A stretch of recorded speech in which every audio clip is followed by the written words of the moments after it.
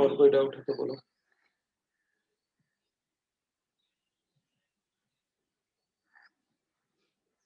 कोई डाउट नहीं पार्ट 3 से?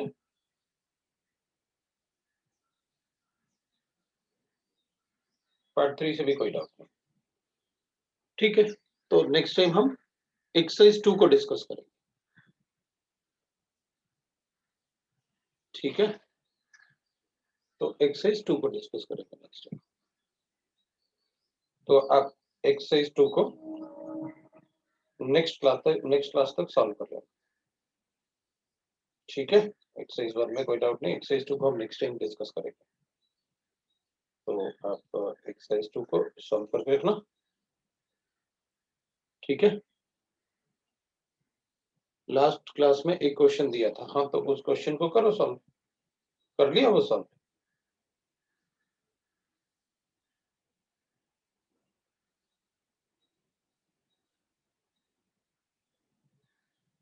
हाँ, फेज ट्रांजिशन क्या होता है इसमें?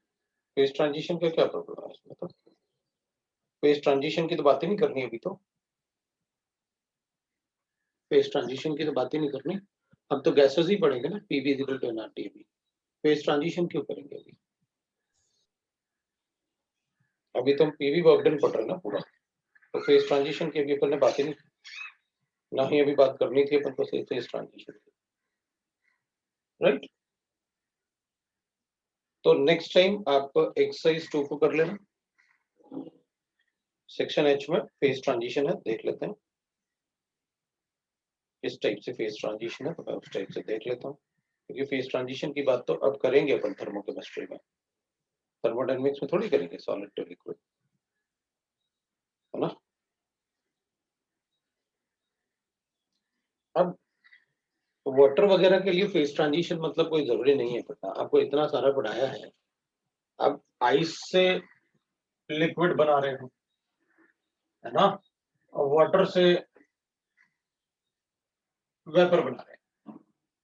अब इतना सारा पढ़ चुके हैं इसमें, केमिकल इक्विलिब्रियम में भी पढ़ा, तो आप उसको अपने आप सॉल्व कर सकते हैं, तो उसमें मेरी जरूरत नहीं पड़नी चाहिए, राइट? तो आप अपने आप बता देना उसमें कि भाई अगर मुझे यहाँ से यहाँ ये करना है, वैसे क्वेश्चन नंबर दोनों में से कोई एक मैं सॉल्व करके दिखा सकता हूँ क्या करना है आपको।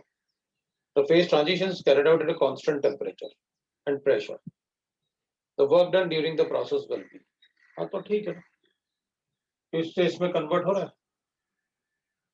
तो बताओ किसका वॉल्यूम बड़ा होता है? वॉल्यूम की बात कर लेते हैं, वॉल्यूम ऑफ आइस ज्यादा होता है या वॉल्यूम ऑफ वाटर ज्यादा होता है? हाँ तो बस खत्म बात, फिर क्या करना है अपन को? तो इतना तो अपन को आ ही जाएगा फेज ट्रांजिशन, है ना? तो जैसे कंसेप्ट इसमें यूज किया वैसे कंसेप्ट से अपन सॉल्व कर देंगे, कोई प्रॉब्लम नहीं। ठीक है ना, मतलब फेज ट्रांजिशन ऐसे कुछ अभी पढ़ने की जरूरत नहीं थी, थर्मोकेमिस्ट्री में पढ़ेगा तो उसमें हो जाएगा। ठीक है ना, और क्वेश्चन बन गए तुम कह रहे, तो इसका मतलब है कि भाई अब इसमें इतना तो अपन कॉमन सेंस से सोच ही लेंगे ना, पूरा 11th क्लास हो गया, तो उतना तो अपन को अपने आप से सोचना ही पड़ेगा। ठीक है, फिर अगर कोई उसमें भी अगर अपन को कोई डाउट होगा तो बताओ कि ये डाउट था, इसको कैसे सॉल्व करते हैं, बताऊंगा। अच्छा, तो फिर अपन शुरू करते हैं आज। भाई एक्सरसाइज 2 मैंने आपको होमवर्क दिया है, अच्छे से लिख लो, ठीक है ना? तो मैं थर्मोकेमिस्ट्री की बात करने वाला हूँ, that is application of first law of thermodynamics. तो thermochemistry,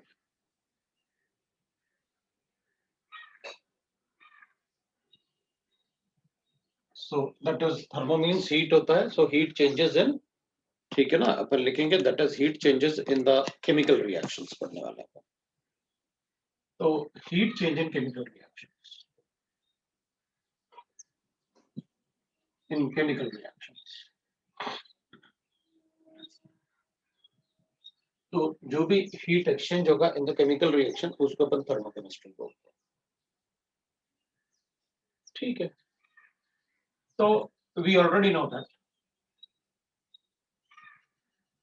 we know that for exothermic reaction है ना। For exothermic reaction delta H is negative, ठीक है ना। For exothermic reaction delta H is negative because energy of product, तो अपन उसको short में भी लिख सकते हैं ई पी ऐसे ना, प्रोडक्ट। तो एनर्जी को ई लिख लेता हूं मैं, थोड़ा छोटा हो जाएगा। Energy of the product. अभी एक्सोथर्मिक रिएक्शन मैंने आपको पहले भी बता चुका हूं मैं कि अगर मेरे पास कोई रिएक्शन है ए गिव्स यू बी, तो एनर्जी हमेशा कंजर्व होता है। अगर एक्सोथर्मिक रिएक्शन है तो एनर्जी लिबरेट हो पाएगा। और एनर्जी अगर हमें राइट हैंड साइड में लिबरेट हो रहा है, इसका मतलब है कि जब रिएक्शन होगा तो इन दोनों की एनर्जी सेम होनी चाहिए। मतलब जो एनर्जी लेफ्ट हैंड साइड पे है उतना ही एनर्जी राइट हैंड साइड पे भी होना चाहिए। अगर राइट हैंड साइड पे एनर्जी कम होगा तो हम उसमें एनर्जी ऐड करके इक्वल कर देंगे दोनों तरफ। तो हम बता सकते हैं energy of the product is less, तभी तो ऐड करके इसके इक्वल बनाना पड़ा ना। So energy of the product is less than the energy of the reactant. Energy of reactant for exothermic. So reactant की एनर्जी ज्यादा थी प्रोडक्ट से, तो प्रोडक्ट को रिएक्टेंट के बराबर बनाने के लिए इन दोनों का सम इसके एनर्जी के बराबर होगा। That is right energy of the reaction. And for endothermic reaction we know that endothermic reactions delta H is greater than 0. So energy of the product is greater than energy of the reactant. Energy of the reactant. अब endothermic reaction में क्या होता है, we know that सारे के सारे decomposition reactions endothermic होते हैं। और किसी को ब्रेक करना है तो एंडोथर्मिक तो हो गई रिएक्शन, और डिकम्पोज करना है तो ऑब्वियसली बात है इसकी स्टेबिलिटी ज्यादा है। जिसकी स्टेबिलिटी ज्यादा है उसकी एनर्जी कम रही होगी। हमारी भी स्टेबिलिटी तभी ज्यादा होती है जब हम हमारी एनर्जी डाउन होती है। तो जिसकी एनर्जी कम होती है उसकी स्टेबिलिटी ज्यादा है, तो अगर तो इसकी एनर्जी कम होगी इन दोनों से, ऑब्वियस सी बात है इन दोनों से एनर्जी इसकी कम होगी, तो इसकी स्टेबिलिटी है, तो एंडोथर्मिक रिएक्शन होगा। तो हमें एक्सोथर्मिक रिएक्शन भी पता है, एंडोथर्मिक रिएक्शन भी पता है, रिएक्शंस भी पता है, सारी चीजें हमको ऑलरेडी पता है। तो energy of the reactant and product अगर हमें गिवन है तो अपन एंथैल्पी ऑफ द रिएक्शन, इसको डेल्टा एच को एंथैल्पी बोलते हैं। सो हमने वैसे enthalpy of the reaction calculate किया है, एंथैल्पी ऑफ रिएक्शन, और एंथैल्पी में अपन ने लिखा था delta H is equal to delta E plus, right ना, will write that delta P, ये लिखा अपन।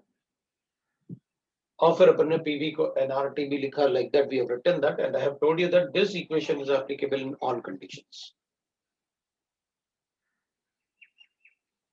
हम मोस्टली जो अपन ने पहले पढ़ा भी हुआ है ऐसे, एक तो इक्वेशन ये हो गया जो हमने पढ़ा हुआ है, दूसरा इसमें अपन ने ऐसे पढ़ा हुआ है, delta H is equal to होता है NCP delta T, and delta E is equal to होता है that is NCV delta T. The heat content of the reaction is internal energy, whereas the heat exchange of the reaction is always the delta H of the reaction.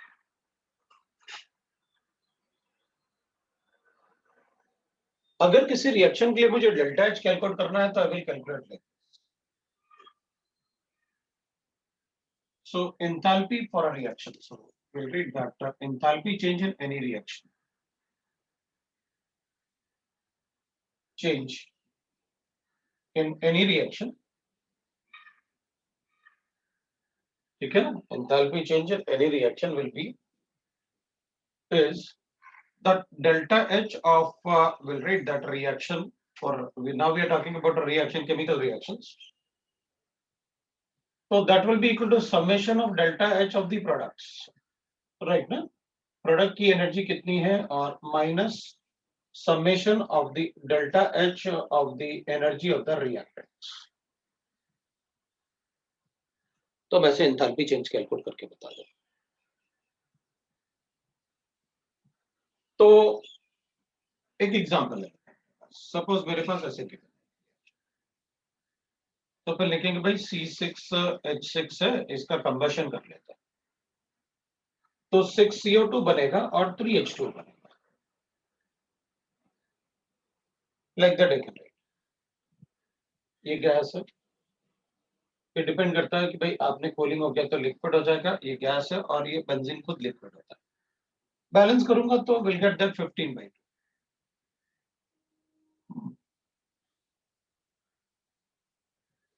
तो will write that इसके लिए enthalpy of the reaction is delta H of reaction. तो summation of product मतलब पहले इनका reaction, इनका energy लिखना पड़ेगा, फिर इनका एनर्जी लिखना पड़ेगा। तो समेशन का मतलब होगा, और डेल्टा एच हमेशा हम पढ़ते हैं फॉर पर मोल, बिकॉज हम 1 मोल की बात करते हैं, तभी तो मोल से मल्टीप्लाई कर रहे हैं कि अगर 2 मोल्स होगा तो हमें मल्टीप्लाई करना पड़ेगा। तो पर मोल मतलब मेरे पास delta H of CO2 given होगा पर मोल, CO2 का फॉर्मेशन हमें गिवन है, इसका एनर्जी मुझे गिवन होगा पर मोल, इसके नंबर ऑफ मोल 6 है, इसलिए मैं 6 से मल्टीप्लाई करूंगा।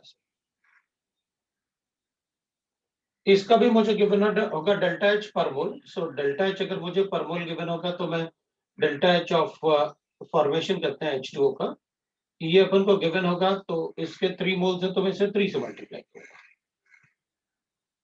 ये एनर्जी ऑफ द प्रोडक्ट हो गया, minus summation of delta H of reactants लिख देता। तो यहां पर मैं लिखूंगा डेल्टा एच ऑफ बेंजीन, तो delta H of benzene C6H6 हो जाएगा, 1 मोल है वो, तो अपन को 1 से मल्टीप्लाई करना पड़ेगा उसे, और प्लस अपन लिखेंगे that is 15/2। So 15/2 into delta H of formation of O2। अब इसमें क्या होगा कि कभी कभी अपन ऐसे भी लिख लेते हैं, ये नॉट लगा देते हैं। नॉट का मतलब होता है स्टैंडर्ड कंडीशंस। स्टैंडर्ड कंडीशन में अपन को टेम्परेचर बताने की जरूरत नहीं होती, हमेशा 298 होगा, और प्रेशर 1 एटमॉस्फेयर। तो अगर ये ऐसे लिखा हुआ है तो ये भी सबके स्टैंडर्ड कंडीशंस होते हैं, फिर ये अपन को क्वेश्चन में गिवन होता है, ये वैल्यूज अपन को क्वेश्चन में गिवन होता है। जैसे ये डेल्टा एच ऑफ फॉर्मेशन एक CO2 का गिवन होगा, वो स्टैंडर्ड वैल्यू होती है और फिक्स होती है। जैसे CO2 है तो 394.2 होता है किलो जूल्स, वाटर है तो 297 होगा। वो सब क्वेश्चन में गिवन होते हैं, अपन को कुछ भी याद रखने की जरूरत नहीं, उनको बस थोड़ा सा पार्ट याद रखना है कि अगर मुझे डेल्टा एच ऑफ रिएक्शन निकालना है तो मुझे क्या करना होगा, इनके वैल्यूज मुझे क्वेश्चन में गिवन होंगे, बस मुझे रिएक्शन गिवन होना चाहिए, भाई किसके लिए कैलकुलेट करना है एंथैल्पी चेंज। अगर ये एक्सोथर्मिक रिएक्शन होगा तो फिर ये नेगेटिव आएगा, और अगर ये एंडोथर्मिक रिएक्शन होगा तो ये पॉजिटिव होगा। बाकी डिफरेंट टाइप ऑफ रिएक्शन मैं बताऊंगा आपको। जैसे यहाँ पर अपन ने लिखा, भाई ये तो अगर साफ साफ दिख रहा है, ये कंबशन रिएक्शन। अगर ये कंबशन रिएक्शन है तो कंबशन रिएक्शन कभी भी एंडोथर्मिक नहीं हो सकती, इम्पॉसिबल, क्योंकि किसी भी चीज को बर्न करोगे तो एक्सोथर्मिक तो हो गई। अगर फायर होगा तो ऑब्वियस सी बात है, अपन को पता है कि उसमें कभी वो एंडोथर्मिक नहीं होगा। ठीक, तो अपन क्या करेंगे, इसमें इसका वैल्यू गिवन होगा, इसका वैल्यू गिवन होगा, इसका वैल्यू गिवन होगा, इसका वैल्यू गिवन होगा। अब इसमें क्या होगा, एक बात अपन को ध्यान रखना होगा, delta H of formation of each element. वैसे मैं सारे डेफिनेशन सभी पर लिखेंगे, मैं एक बार एंथैल्पी को पढ़ लेते हैं, क्योंकि सारे क्वेश्चन अपन एंथैल्पी से कैलकुलेट करने वाले हैं, इंटरनल एनर्जी से क्वेश्चन चल नहीं करेंगे। क्योंकि अपन स्कूल लैब में क्या करते हैं, जितने भी रिएक्शंस करेंगे, जो भी टेस्ट करते हैं, वो सारे के सारे 1 एटमॉस्फेयर पे करते हैं, क्योंकि ओपन लैब में अपन टेस्ट ट्यूब में सारे टेस्ट उसी में तो लगाते हैं। अब वो रिएक्शन एक्सोथर्मिक है, एंडोथर्मिक है, that is eight constant pressure.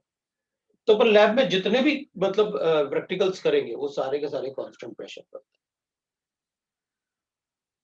अगर हमें क्लोज्ड वेसल में करना है तो हमें हर एक प्रैक्टिकल को जो स्कूल में करेंगे अपन, वो अपन को बॉम्ब कैलोरीमीटर में करना पड़ेगा। सो जो भी हीट एक्सचेंज अपन पढ़ते हैं वो हमेशा क्या पढ़ते हैं, कांस्टेंट प्रेशर पे पढ़ते हैं, इसलिए मैं डेल्टा एच की बात कर रहा हूँ।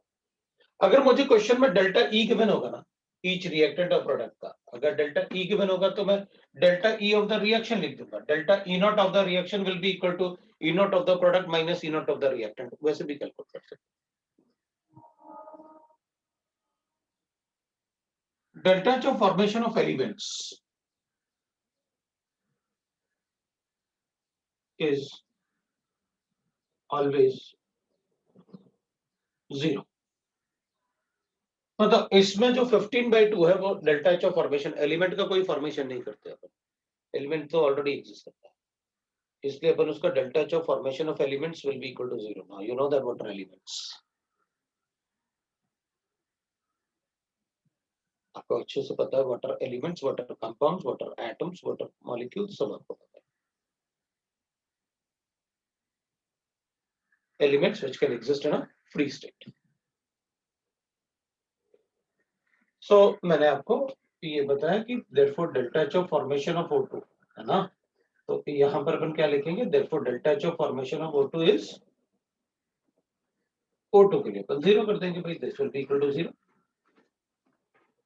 अगर कोई एलिमेंट अपने एलोट्रोपिक फॉर्म में एग्जिस्ट करता है, अगर कोई एलिमेंट एलोट्रोपिक फॉर्म में एग्जिस्ट करता है तो फिर सभी एलोट्रोप का डेल्टा एच ऑफ फॉर्मेशन 0 नहीं। अगर तुम्हें याद होगा तो कार्बन के लिए अपन ने ग्रेफाइट के लिए 0 लिखा, डायमंड के लिए हमने 1.9 लिखा, और फ्लोरीन के लिए इट इज 31.1।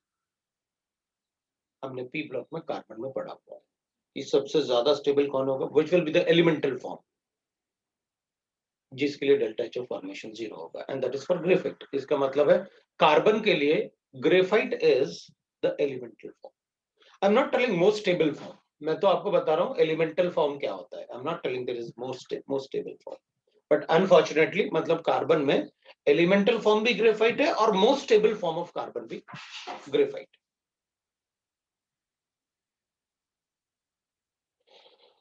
तो we'll read that delta H of formation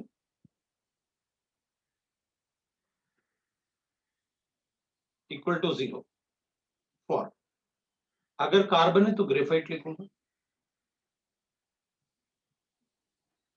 bromine है तो आपको लिक्विड ब्रोमीन करना पड़ेगा। ऐसे अपन ने एलिमेंट वगैरह में क्वेश्चन भी किया हुआ है क्लास में। फॉस्फोरस है तो it should be a white phosphorus,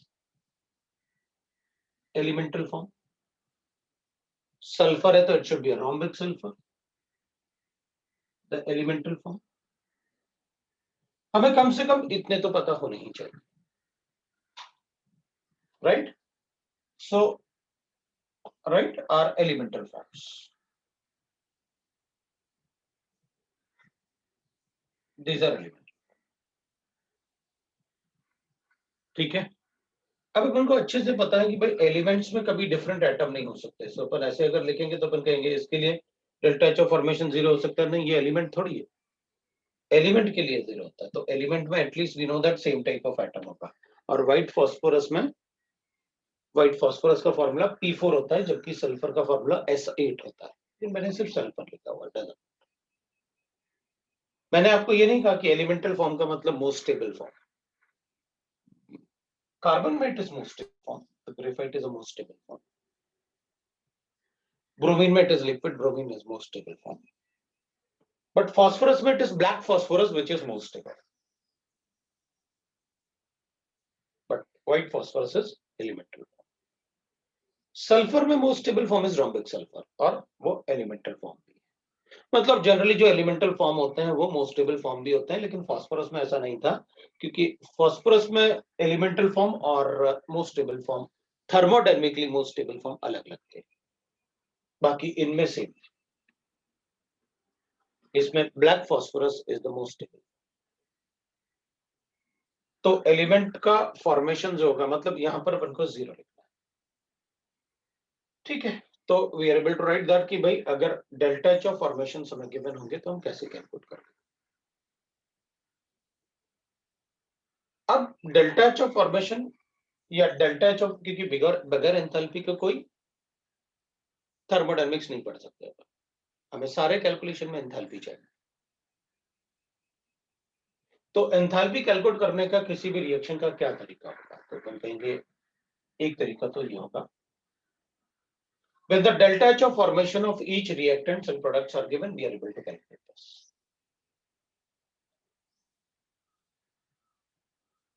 right. अगर हमें एंथैल्पी कैलकुलेट करना है तो हम कैसे कैलकुलेट कर सकते हैं, तो अपन कैलकुलेट इस तरीके से कर सकते हैं। दूसरा तरीका होगा इसको कैलकुलेट करने का, एंथैल्पी का। तो एक तो अपन ये लिख सकते हैं, दूसरा अपन लिख सकते हैं that is enthalpy of reaction can also be calculated of reaction can also be calculated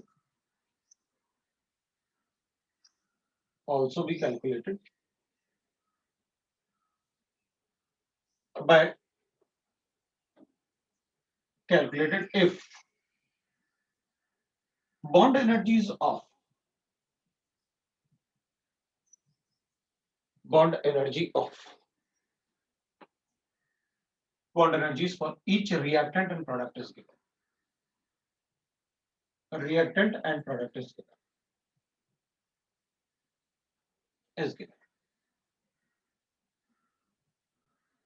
तो इसी में चेक कर लेते हैं। सो अपन क्या करेंगे उस केस में, अपन पहले एक बार डेल्टा एच ऑफ रिएक्शन लिख लेते हैं अपन की delta H of reaction with the bond energy data, अगर ये गिवन है फिर कैसे कैलकुलेट करेंगे। तो अपन लिखेंगे summation of bond energies of, मैं इसको शॉर्ट में लिख लेता हूँ बॉन्ड एनर्जीज, तुम सबको पता है कि आप सर बॉन्ड एनर्जी लिख रहे होंगे,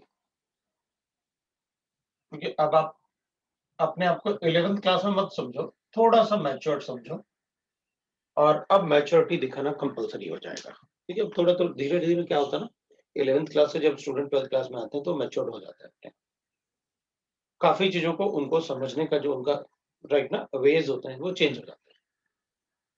तो थोड़ा सा आप अब वही एज्यूम करो कि भाई अब हम थोड़े बड़े हैं और हमें चीजों को जल्दी समझना होगा। तो बॉन्ड एनर्जी ऑफ, अब बाकी सभी केसेस में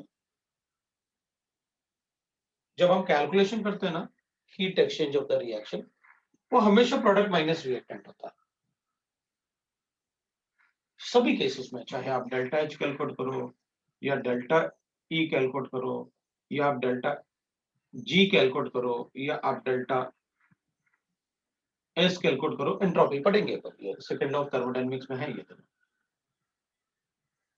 इन सभी केसेस में अपन क्या करेंगे, अगर हमें हीट एक्सचेंज कैलकुलेट करना है, अगर हमें हीट एक्सचेंज कैलकुलेट करना है तो it is summation of product minus reaction energy of product. तो मैं इनमें एनर्जी ऑफ प्रोडक्ट लिख लेता हूं, product minus reactant, summation of energy of reaction. ठीक है ना, ये हमेशा अपन को यही करना होता है। सिर्फ बॉन्ड एनर्जी ही ऐसा डाटा है जिसमें अपन को रिएक्टेंट माइनस प्रोडक्ट करना होता है, और वो इसलिए कि भाई बॉन्ड टूटेंगे तो बन नए बॉन्ड बनेंगे ना, तो हमें बॉन्ड तोड़ने में कितना एनर्जी यूज हुआ और बॉन्ड फॉर्मेशन में कितना एनर्जी लिबरेट हुआ। So bond energy of the product ऐसे लिखना है, it is only in case of bond energy जिसमें अपन को रिएक्टेंट माइनस प्रोडक्ट करना है, बाकी सभी केसेस में हमें प्रोडक्ट माइनस रिएक्टेंट लिखना है। तो ठीक है, विल राइट दैट। अगर मान लो मुझे मेरे पास, तो इस बात को ध्यान रखना कि it is only in case of bond energy data जिसमें अपन को रिएक्टेंट माइनस प्रोडक्ट करना है, बाकी सभी केसेस में it is product minus reactant करना है। इनका डेरिवेशन भी होता है लेकिन उनके डेरिवेशन करने की जरूरत नहीं, वो कभी पूछेंगे ही नहीं एग्जाम, और डेरिवेशन में unnecessary it will take time, और बहुत सारा लिखने से, अगर अपन बहुत सारा लिखेंगे तो अपन को भी बहुत होगा, भाई लिखेंगे तो पूरा क्लास हो जाएगा ना, और कुछ नहीं होगा। तो एक एग्जांपल जैसे लेते हैं अपन, भाई कंबशन ऑफ बेंजीन फिर ले लेता हूं मैं C6, क्योंकि ये तो अपन ने, ताकि अपन के पास कंपैरिजन भी रहे। 15/2 O2 लिखा था अपन ने, और इसमें अपने पास आएगा 6CO2 + 3H2।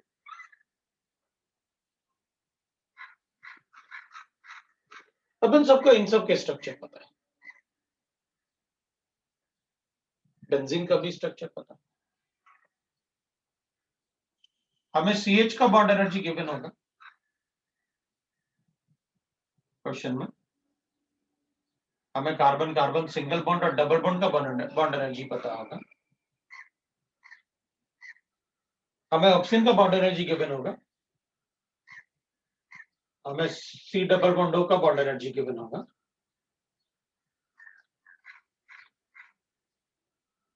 राइट ना, और हमें OH बॉन्ड एनर्जी गिवन होगा, तो कैलकुलेट कर देंगे डेल्टा एच ऑफ रिएक्शन।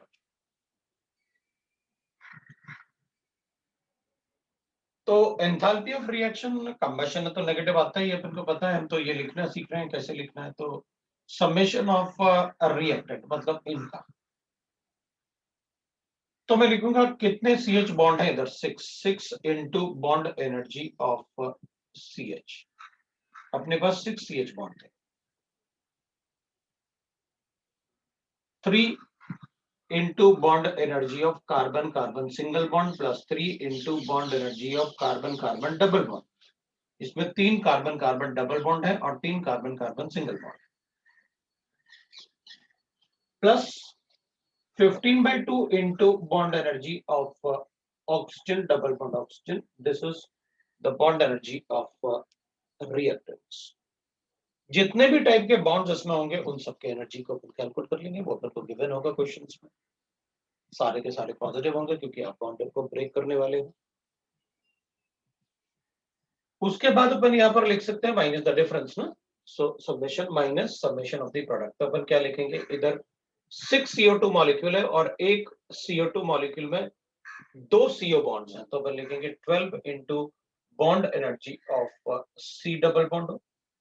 एक CO2 मॉलिक्यूल में 2 C डबल बॉन्ड प्रेजेंट है, तो we will write like that. और 3 की जगह इधर एक H2O, 3 मोल्स H2O है और 1 मोल H2O में 2 OH बॉन्ड है, तो 6 into bond energy of OH bond. ये अपन को गिवन, ये अपन कैलकुलेट करके बता सकते हैं। तो ये सारे बॉन्ड एनर्जीज डाटा में गिवन होंगे, डेल्टा एच हम कैलकुलेट कर सकते हैं। कभी ऐसे भी हो सकता है कि हमको डेल्टा एच गिवन है, बाकी सारे बॉन्ड एनर्जी गिवन है एक्सेप्ट 1, तो उसका बॉन्ड एनर्जी क्वेश्चन में पूछ सकते हैं। इनके बॉन्ड एनर्जीज गिवन है, इनके बॉन्ड एनर्जीज गिवन है, इसका गिवन है, और पूछ लिया बताओ CO बॉन्ड एनर्जी कितना होगा, कैलकुलेट कर लिया। Like that questions can be there. तो एंथैल्पी से रिलेटेड जो भी क्वेश्चंस होंगे वो ऐसे कैलकुलेट करेंगे अपन। एनर्जी हमेशा summation of product minus reactant होता है, except in case of bond energy data. जब हमें बॉन्ड एनर्जी डाटा की जरूरत है प्रोडक्ट माइनस रिएक्टेंट। 99% क्वेश्चंस में अपन डेल्टा एच के थ्रू ही क्वेश्चंस को सॉल्व करेंगे। इन सम केसेस हमको डेल्टा एच डेल्टा ई यूज करना पड़ सकता है। तो डेल्टा ई अगर कैलकुलेट करने के लिए कहेंगे तो अपन कहेंगे भाई देखो डेल्टा वी नो दैट, अगर डेल्टा एच से डेल्टा यू कैलकुलेट करने के लिए कहेंगे तो अपन इसमें बता सकते हैं delta H is equal to होता है delta E plus delta PV. मैंने आपको पहले ही बताया था ये इक्वेशन सभी कंडीशन में एप्लीकेबल है। और डेल्टा एच अगर हमें गिवन है तो हम लिखेंगे डेल्टा ई, और पीवी को मैं लिख सकता हूं डेल्टा एन आर टी।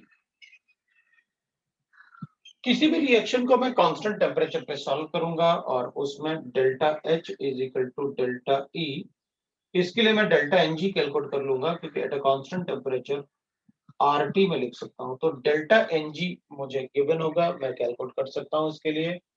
ये लिक्विड था, ये गैस था, ये गैस था, और कंबशन के बाद ये लिक्विड बन जाएगा। तो इसके लिए अगर डेल्टा एनजी का वैल्यू कैलकुलेट करें तो अपन को पता है डेल्टा एनजी में आप सिर्फ गैसियस टर्म को इंक्लूड करते हैं।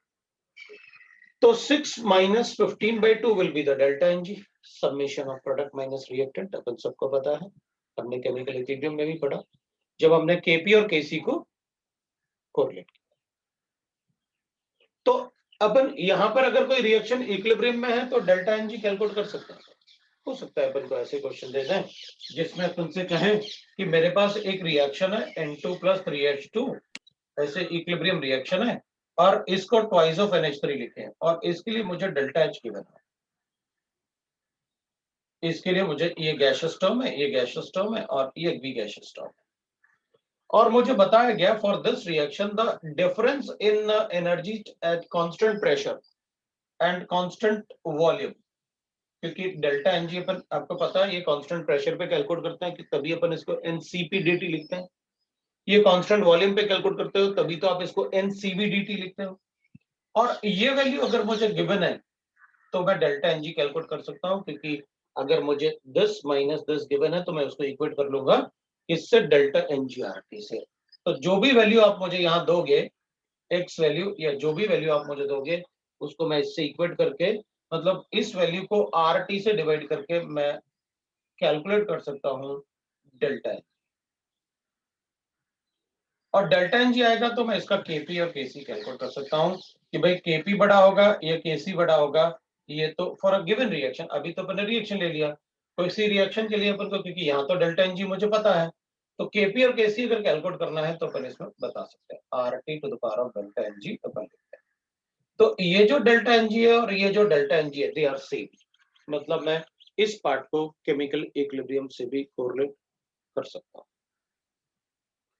तो whatever it is given to us, अपन उसको कैलकुलेट कर लेंगे। किसी ने अपन से पूछा कि उस केस में 298 होगा तो मना कर देंगे। ठीक है ना, क्यों मना कर देंगे? तो अपन कहेंगे आपने यहाँ पर नॉट नहीं लगाया। अगर नॉट लगाते तो वो स्टैंडर्ड कंडीशन है। यहाँ पर भी नॉट लगाओ, अगर नॉट लगाओगे तो स्टैंडर्ड कंडीशन है, तब अपन टेम्परेचर को 298 लिख सकते हैं, नहीं तो नहीं लिख सकते। ठीक है ना, so we can write like that. तो वो डेल्टा एनजी अपन को पता है कि मैं इसको कभी कभी हो सकता है केपी केसी से डेल्टा एनजी कैलकुलेट करें और फिर इसी इक्वेशन को पता है what is the difference between the energies at the constant pressure and constant volume, उस टाइप से। तो delta n g this will be for that chemical reaction. हम इससे डेल्टा एच कैलकुलेट कर सकते हैं, हम डेल्टा ई कैलकुलेट कर सकते हैं अगर हमें ये वैल्यूज गिवन है डेल्टा एच। और अगर ये नॉट लगा हुआ है इस पे भी और इस पे भी तो अपन को पता है अगर वो 298 है तो अपन को टेम्परेचर देने की जरूरत है। सो वो डिपेंड करेगा, अगर यहाँ पर नॉट वगैरह लगी होगी, जैसे अपन ने यहाँ पर नॉट लगाया, तो अगर ये स्टैंडर्ड कंडीशन में तो अपन बता सकते हैं, तो कोई प्रॉब्लम नहीं है। इसमें नॉट लगाया मतलब टेम्परेचर 298 के अंदर। ठीक है, तो ये वाले पार्ट जो थे ये हमें पहले से पता है। पहले से पता मतलब ये सारा part except bond energy data के अलावा बाकी सारा पार्ट मैंने आपको पहले केमिकल इक्विलिब्रियम में भी बताया था। ये वाला पार्ट अपन थर्मोडायनामिक्स में भी मैंने आपको बताया। These equation are applicable in all conditions.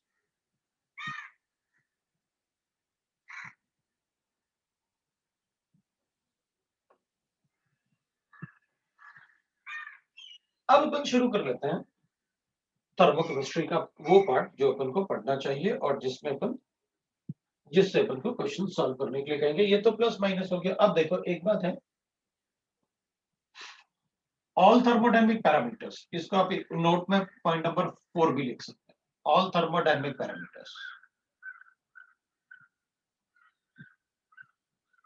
Parameters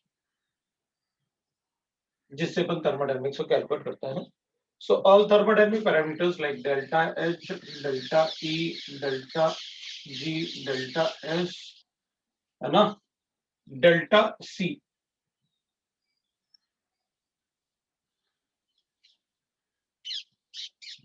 right.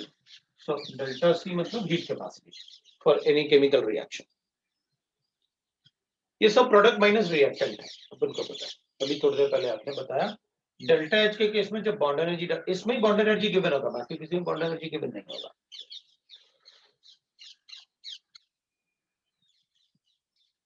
All thermodynamic parameters like this are extensive properties.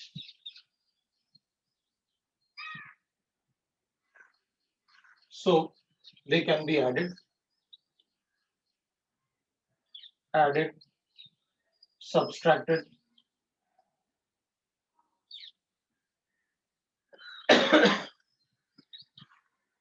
multiplied by some integer like that, etc. मतलब अगर मैं सपोज ऐसे करता हूं, मेरे पास एक क्वेश्चन गिवन है, जैसे सपोज एग्जांपल ले लेता हूं मैं। थर्मोडायनामिक पैरामीटर्स है, मेरे पास ये वैल्यू गिवन है, हाफ CO2 से मैंने इसको रिएक्ट किया हाफ O2 से, आई गॉट CO2। तो मेरे पास ये डेल्टा एच होगा। इसके लिए गिवन होगा डेल्टा H1 रिएक्शन के लिए। तो अगर मैं इसको ऐसे रिएक्ट करूं तो मान लो इसको मैं 2 से मल्टीप्लाई कर देता हूं, देन फॉर अगर अपन को ऐसे given 2 into C plus half O2 gives you twice of CO, तो इसके लिए जो डेल्टा H2 होगा ना, that will be equal to twice of delta H1 because it is a extensive property। अगर आप रिएक्शन के अमाउंट को डबल करोगे तो मैं एनर्जी एक्सचेंज को डबल कर दूंगा, दैट इज एक्सटेंसिव प्रॉपर्टी। अगर मास इंडिपेंडेंट होता तो अपन कहते हैं फिर क्यों डबल करेंगे। सो एनर्जीज आर, तभी तो अपन इसका यूनिट वगैरह ऐसे लिखते हैं, किलो जूल पर मोल लिखना होता है। भाई हम पर मोल की बात कर रहे हैं, अगर 2 मोल्स होंगे तो आप मल्टीप्लाई कर लेना।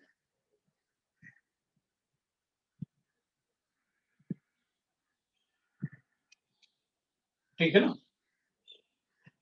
तो even we can write that, अगर मेरे पास ऐसे गिवन है C plus half O2 gives you CO and delta H1 will be equal to X and CO plus half O2 will give you that is CO2 and delta H2 is equal to Y। दोनों ही अगर देखेंगे तो exothermic reactions होंगे, ये -X होगा, ये -Y होगा। वैसे अपन वैल्यूज लिख सकते हैं एक्सोथर्मिक और, क्योंकि दोनों में आप ऑक्सीजन एक तरीके से कंबशन कर रहे हो, तो मैं ऐसे लिख सकता हूँ इसको कि carbon plus O2 will give you CO2, दोनों को ऐड करेंगे तो I will get this, और इसमें delta H will be equal to that is 3 लिख लेते हैं अपन। So delta H1 plus delta H2, आपने दोनों रिएक्शन को ऐड करना है तो ये बनेगा। So we are able to write that कि भाई क्या अपन को मिलेगा यहाँ पर C plus O2 gives you CO2 and the overall energy exchange in the reaction is delta H3। ये because these are extensive property, अपन उनको ऐड कर सकते हैं, सब्सट्रैक्ट कर सकते हैं, रिवर्स कर सकते हैं। अगर मैं इस रिएक्शन को, सपोज ये -X एक्सोथर्मिक रिएक्शन था, अगर मैं इस रिएक्शन को रिवर्स करूंगा तो ये पॉजिटिव हो जाएगा, क्योंकि अगर रिवर्स करूंगा तो एंडोथर्मिक बन जाएगा। आप रिएक्शन को रिवर्स भी कर सकते हैं। Like that we can write the right ना पैरामीटर्स, जो भी अपन को लिखना है, जो भी रिक्वायर्ड होगा वो अपन देखेंगे। पहले अपन एक बार टर्म्स को समझ लेते हैं। वैसे मैंने आपको काफी सारे टर्म्स अच्छे से समझा रखे हैं, जब अपन ने पढ़ा था बॉर्न-हाइबर साइकिल, आपको याद होगा, मैंने उसमें थर्मोडायनामिक्स के काफी, थर्मोकेमिस्ट्री के काफी डेफिनेशंस बताए। तो अब अपन कुछ टर्म्स जो यूज होंगे थर्मोडायनामिक्स में, और वो अपन पढ़ लेते हैं। एक तो लिखना है अपन को heat of reaction,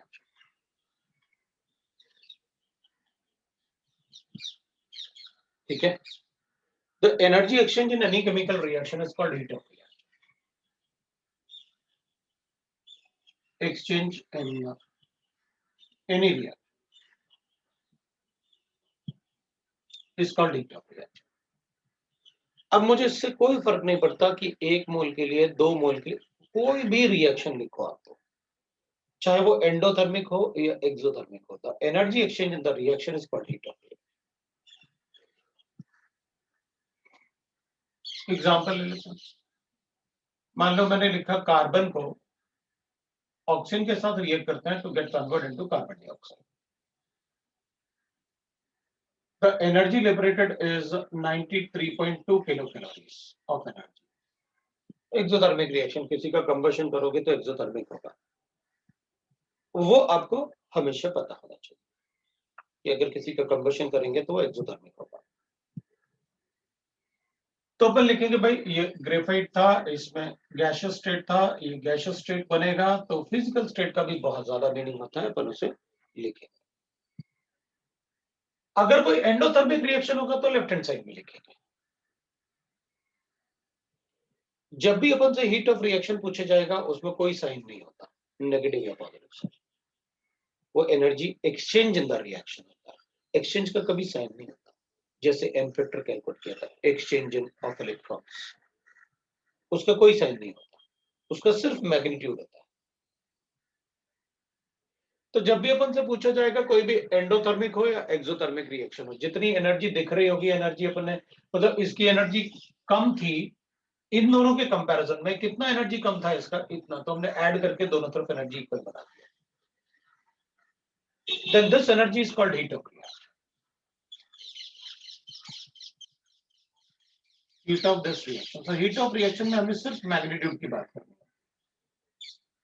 heat of reaction में हमें सिर्फ मैग्नीट्यूड की बात करनी है।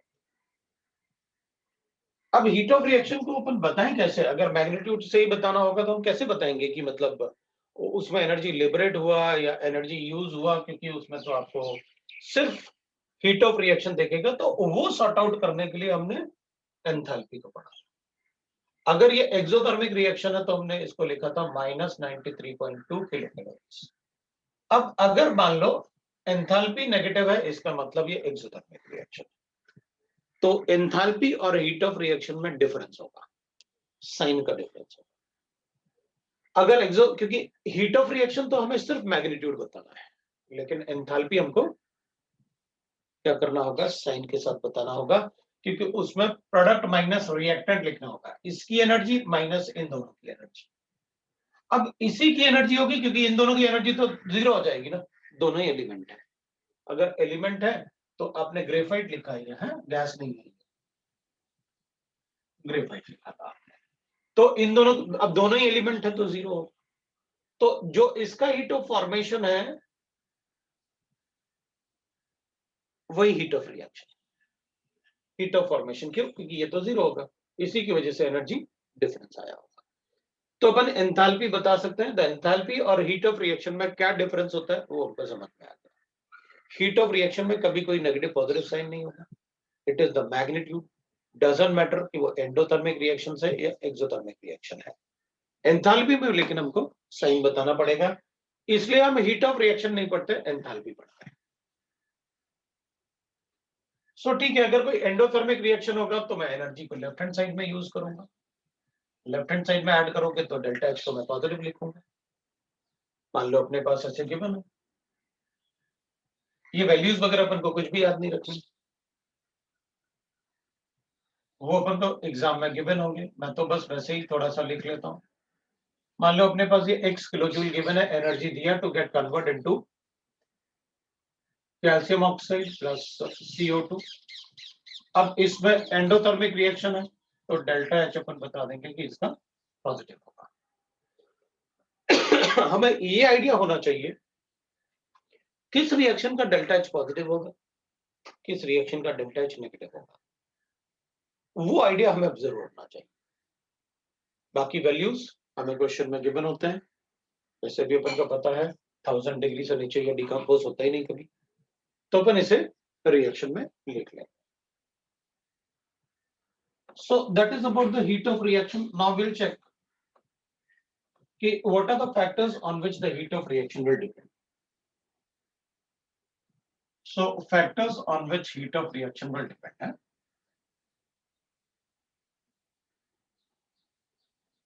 On the, right? Heat of reaction depends. A reaction depends. So जो फैक्टर्स होंगे उनमें से एक फैक्टर तो अपन लिख सकते हैं भाई, पहले तो आप ये बता दो heat of reaction, physical state of reactant, and product, इन पे डिपेंड करेगा heat of reaction. Physical state मतलब अपन कहेंगे देखो भाई, अगर मान लो एक रिएक्शन है हमारे पास ऐसे, मैंने एक रिएक्शन में सपोज करते हैं अपन कि ऐसे एक एग्जांपल लिखा अपन ने, H2 in a gaseous state reacts with half O2 in a gaseous state, convert into H2O in a liquid state। एक तरीके से ये हाइड्रोजन का कंबशन है, इसलिए एक्सोथर्मिक फिनोमेना होता है। इसमें एनर्जी लिबरेट होगा X,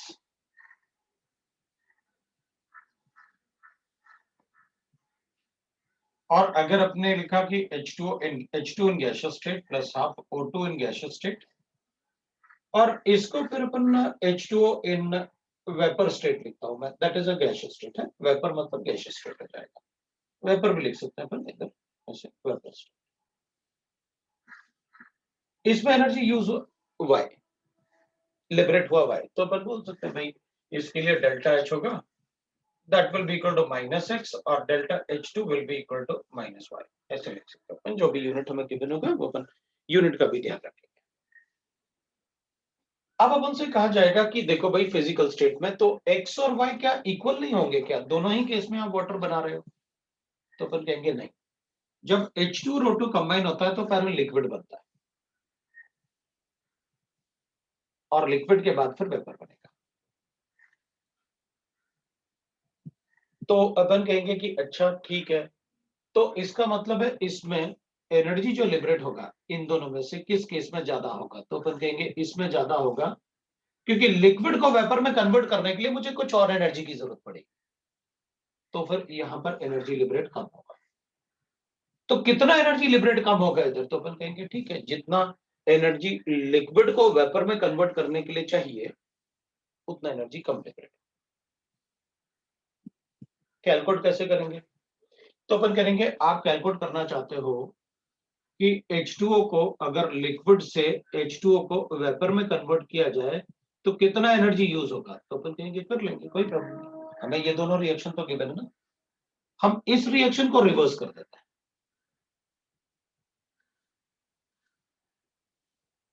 इस रिएक्शन को रिवर्स कर लेंगे, तो अपन कहेंगे ठीक है, H2O लिक्विड है, और क्योंकि since we are dealing with the thermodynamic properties, they are extensive property, हम रिवर्स मल्टीप्लाई किसी इंटीजर से कुछ भी कर सकते हैं, समेशन वगैरह सब कर सकते हैं। तो अपन कहेंगे अगर उस रिएक्शन को रिवर्स करोगे तो H2 in gaseous state plus half O2 आ जाएगा इन द गैसियस स्टेट, और इसके लिए मैं डेल्टा H1 जो होगा मेरे लिए, अब जो वैल्यू होगा डेल्टा H वो पॉजिटिव हो जाएगा, क्योंकि अब X इस तरफ आ जाएगा, it will B endothermic process, तो आप ऐसे लिख सकते हो, कोई प्रॉब्लम नहीं। उसके बाद अपन वेपर स्टेट अपन को राइट हैंड साइड में चाहिए H2O वेपर्स, तो इस रिएक्शन को ऐसे ही रखेंगे, तो इस रिएक्शन में अपन ऐसे ही रख लेते हैं, H2 in gaseous state plus half O2 in gaseous state that convert into that is H2O in vapor state,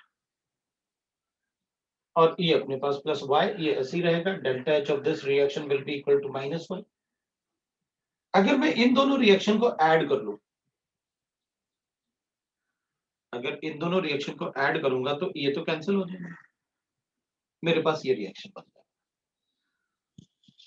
और इस रिएक्शन के लिए जो डेल्टा H आएगा, ओवरऑल डेल्टा H वो क्या आएगा इन दोनों का, भाई आप एडिशन करोगे तो ऑब्वियस सी बात है सम होगा, तो delta H of reaction will be equal to, that is इसको डेल्टा H1 इसको डेल्टा H2 कर लेते हैं, तो delta H1 plus delta H2,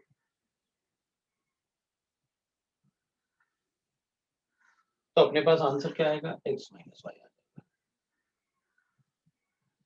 तो अपन क्या करेंगे, अच्छा जब आपने यहाँ पर H2O बनाया होगा तो एनर्जी लिबरेट ज्यादा होगा, और अगर H2O को वेपर में कन्वर्ट करोगे तो इसमें से ही कुछ एनर्जी यूज हो जाएगा, तो यहाँ पर जो लिबरेट होगा वो वाई होगा। तो अगर इसका वैल्यू सपोज करते हैं फॉर एग्जांपल के लिए मुझे 20 आया, तो इसमें जो वैल्यू आएगा वो 12 आएगा, तो फिर इसमें कितना एनर्जी कम लिबरेट हुआ, तो अपन कहेंगे पहले लिक्विड बना होगा, फिर लिक्विड को वेपर में कन्वर्ट करने के लिए 8 किलो जूल्स और यूज हो गया होगा, ठीक है, वी गॉट दैट। तो इसका मतलब है कि अगर लिक्विड वाटर को कन्वर्ट करना है वेपर्स में, तो ऑब्वियस सी बात है वहां मुझे इन दोनों का डिफरेंस एनर्जी यूज करना पड़ेगा। तो ये थोड़ा सा अपन कॉमन सेंस लगा के बता सकते हैं कि भाई देखो किसी भी रिएक्शन में लिक्विड बना और उसे वेपराइज करना है अगर, तो हमें कुछ एक्स्ट्रा एनर्जी यूज करना होगा वेपराइज करने के लिए। तो अगर मुझे ऐसे क्वेश्चंस गिवन होंगे मैं कैलकुलेट करके भी बता सकता हूँ, वैसे भी यही देख के बता देते अपन, इसमें लिक्विड बना, इसमें लिक्विड बना होगा, वेपराइज करने के लिए एनर्जी यूज हुआ होगा, तो कुछ एनर्जी यूज हो गया तो इधर वाई हो गया, तो इन दोनों का डिफरेंस जो होगा वो लिक्विड को वेपर में कन्वर्ट करने के लिए यूज कर लिया अपन। So that is how we can write the energy of the reactions, right? तो अपन ऐसे बता देंगे अपन। दूसरा क्वेश्चन ले लेते हैं, एक दूसरा एग्जांपल ले लेते हैं अपन।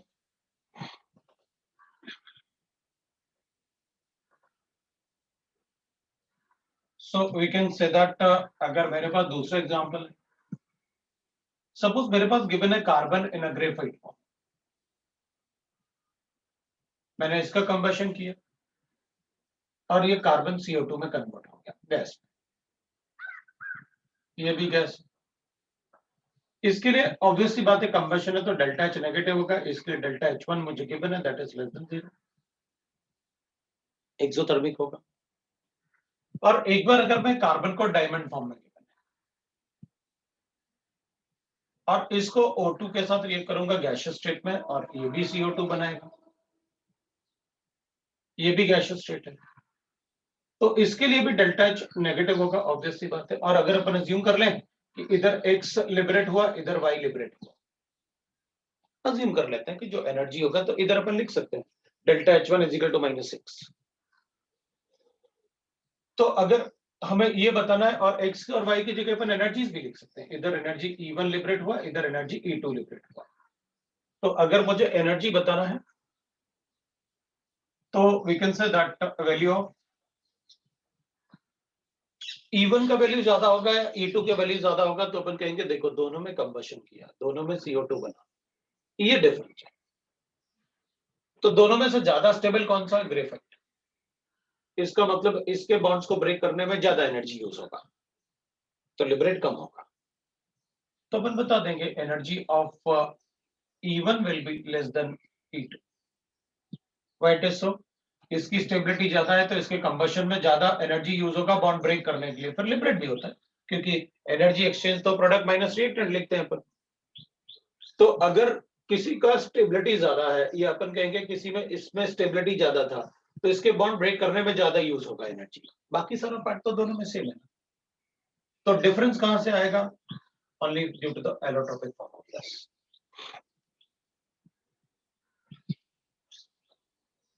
तो अपन कहेंगे भाई ये कार्बन ग्रेफाइट है और ये कार्बन डायमंड है, ये ज्यादा स्टेबल होता है, elemental form the thermodynamically more stable form, तो इसके बॉन्ड ब्रेक करने में ज्यादा एनर्जी यूज होगा। तो अपन बता देंगे इसमें दोनों ही एक्सोथर्मिक थे, ये -E1 है, ये -E2 है। तो अगर E1 is less than E2 because ये ज्यादा स्टेबल था, इसमें कम एनर्जी लिबरेट हुआ, then delta H1 is greater than delta H2। ठीक है, क्योंकि डेल्टा H तो हमेशा अपन साइन के साथ बताते हैं, तभी तो डेल्टा H को पढ़ते हैं अपन, ताकि अपन साइन के साथ बता सकें कि किस रिएक्शन में कितना एनर्जी लिबरेट हो। तो हीट ऑफ रिएक्शन और एंथैल्पी में आपको रिलेशन समझ में आ गया, हमें फिजिकल स्टेट समझ में आ गया, कभी कभी किसी लिक्विड को वेपराइज करेंगे तो अपन को पता चल गया क्या करना होता है, और अगर रिएक्टेंट में फिजिकल स्टेट डिफरेंट है तो भी बनते चले।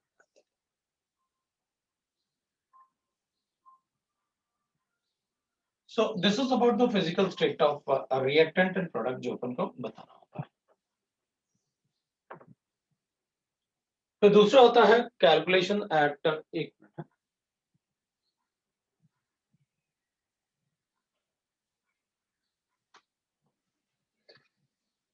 हेलो।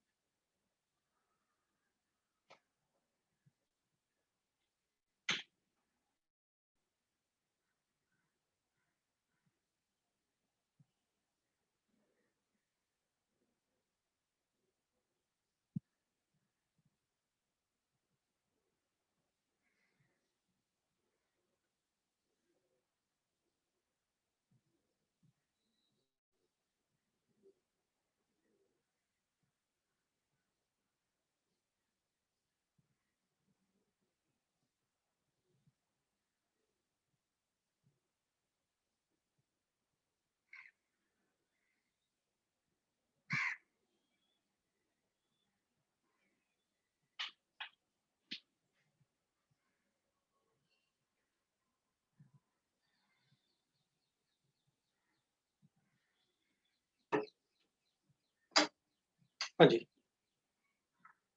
तो सेकंड फैक्टर अपन लिख सकते हैं, दैट इज कैलकुलेशन एट, है ना, कैलकुलेशन एट कांस्टेंट प्रेशर जिसमें अपन डेल्टा एच की बात करते हैं, एंड कांस्टेंट वॉल्यूम, है ना, कांस्टेंट वॉल्यूम जिसमें अपन डेल्टा ई की बात करें, ठीक है ना। तो किस कंडीशन में आप कैलकुलेशन की बात कर रहे हैं वो बता दो। तो अपन को पता है कि भाई delta H is equal to तो होता है n C P delta T, and delta E is equal to होता है n C V delta T, whereas delta H is equal to delta E, इन दोनों में जो रिलेशन होता है वो ऐसे होता है एन जी आर टी। तो अपन ऐसे कैलकुलेट करके बता सकते हैं। तो इसमें आपको ये दोनों ही पता है क्या होता है, ये कांस्टेंट वॉल्यूम, ये कांस्टेंट प्रेशर पे, और delta एनजीआरटी for the chemical reaction, किसी भी रिएक्शन के लिए कैसे कैलकुलेट करना है वो अपन को पता है। तो अगर कभी अपन से कांस्टेंट प्रेशर पे पूछा जाए तो अपन डेल्टा एच की बात करेंगे, कांस्टेंट वॉल्यूम पे पूछा जाए तो डेल्टा ई की बात करेंगे, और उनमें अगर कोई रिलेशन बताना है तो इससे बताएंगे फॉर अ केमिकल रिएक्शन। और ये इक्वेशन मतलब किसी भी कंडीशन में वैलिड है, ये मैंने आपको बता रखा है कि delta E is equal to delta P भी लिख सकते हैं, या फिर delta H is equal to delta E plus P delta V भी लिख सकते हैं, या फिर आप इसे delta H is equal to delta E plus V delta P भी लिख सकते हैं। तो ये इक्वेशन सभी कंडीशन में एप्लीकेबल है, we know that. Delta n g आपको कैलकुलेट करना आता है, आर का वैल्यू और डेल्टा ई का यूनिट, मतलब आर का वैल्यू, जो वैल्यू ऑफ आर, इसमें अपन ध्यान रखेंगे value of R can never be 0.0821, क्योंकि वो तो एटमॉस्फेयर लीटर होते हैं ना,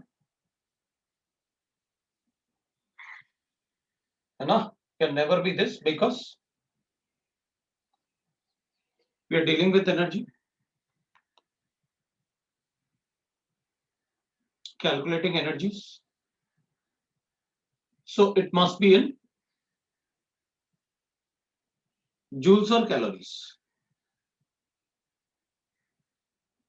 तो आर का वैल्यू या तो आप जूल्स में, मतलब अगर ये जूल्स में गिवन है, ये जूल में गिवन है, तो आर का वैल्यू भी जूल में ही लेना पड़ेगा। टेम्परेचर हमेशा केल्विन में होता है, तो वो बात को ध्यान रखें। डेल्टा एच या डेल्टा ई किसी भी रिएक्शन के लिए कैसे कैलकुलेट करेंगे, अगर हमें delta H of formation given है तो अपन वो चेक कर लेंगे, जैसे अभी थोड़ी देर पहले मैंने आपको delta H summation of product minus reactant बताया, डेल्टा ई भी summation of product minus reactant, अगर सारे रिएक्टेंट और प्रोडक्ट का डेल्टा ई गिवन है तो डेल्टा एन जी आपको पता है कैसे कैलकुलेट करना, तो फिर कैलकुलेट करके बता सकते हैं। तो ये डिपेंड करेगा कि आप कांस्टेंट प्रेशर और कांस्टेंट, कभी हमको क्या होगा कांस्टेंट वॉल्यूम पे एनर्जी एक्सचेंज गिवन है और केमिकल रिएक्शन के लिए डेल्टा एच पूछेंगे, तो ठीक है डेल्टा ई लिख के अपन ये बता देंगे, इक्वेशन के लिए डेल्टा एन जी कैलकुलेट करके और बता देंगे what will be the value of delta H. Now will say that if delta ng is equal to 0 for a reaction, then for that reaction delta H will be equal to delta E, and delta Ng is greater than 0, then we know that अगर delta Ng का value greater than 0 है तो delta H is greater than delta E।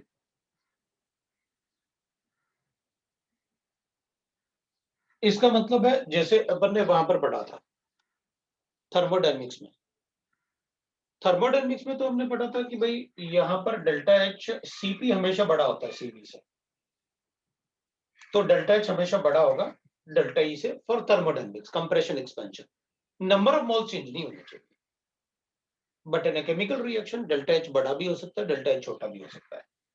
अगर delta N G, क्योंकि इसमें तो number of reaction मतलब change हो रहा है ना भाई, कंप्रेशन एक्सपेंशन में अगर आपने हाइड्रोजन गैस लिया तो it will remain hydrogen gas, but यहां पर ऐसे थोड़ी होगा, इट विल डिपेंड। तो अपन लिखेंगे then that case delta H will be less than delta E. So सिर्फ केमिकल रिएक्शन में ही ऐसे हो सकता है कि delta E is greater than delta H, otherwise compression expansion में तो we already know that Cp is always greater than C, तो डेल्टा H हमेशा ज्यादा होगा डेल्टा E से in case of Cp and Cv, in case of thermodynamics where we are calculating Cp and Cv. तो इस बात का अपन ध्यान रखेंगे। अब अपन कहेंगे ठीक है आपने ऐसे बताया, लेकिन एक बात तो है ना कि भाई N2 है, एग्जांपल लिया जैसे करना, ठीक है ना, एग्जांपल ले लेते हैं। आपने कहा N2 plus 3H2 है, ये केमिकल रिएक्शन है मेरे पास, twice of NH3 है and delta Ng will be equal to -2, ये अपन को पता है, delta Ng will be equal to -2। अब अगर डेल्टा Ng -2 है तो इसमें तो नेगेटिव है, इसका मतलब है for this reaction delta H is less than delta E, therefore delta H is less than delta E। क्योंकि why it is so?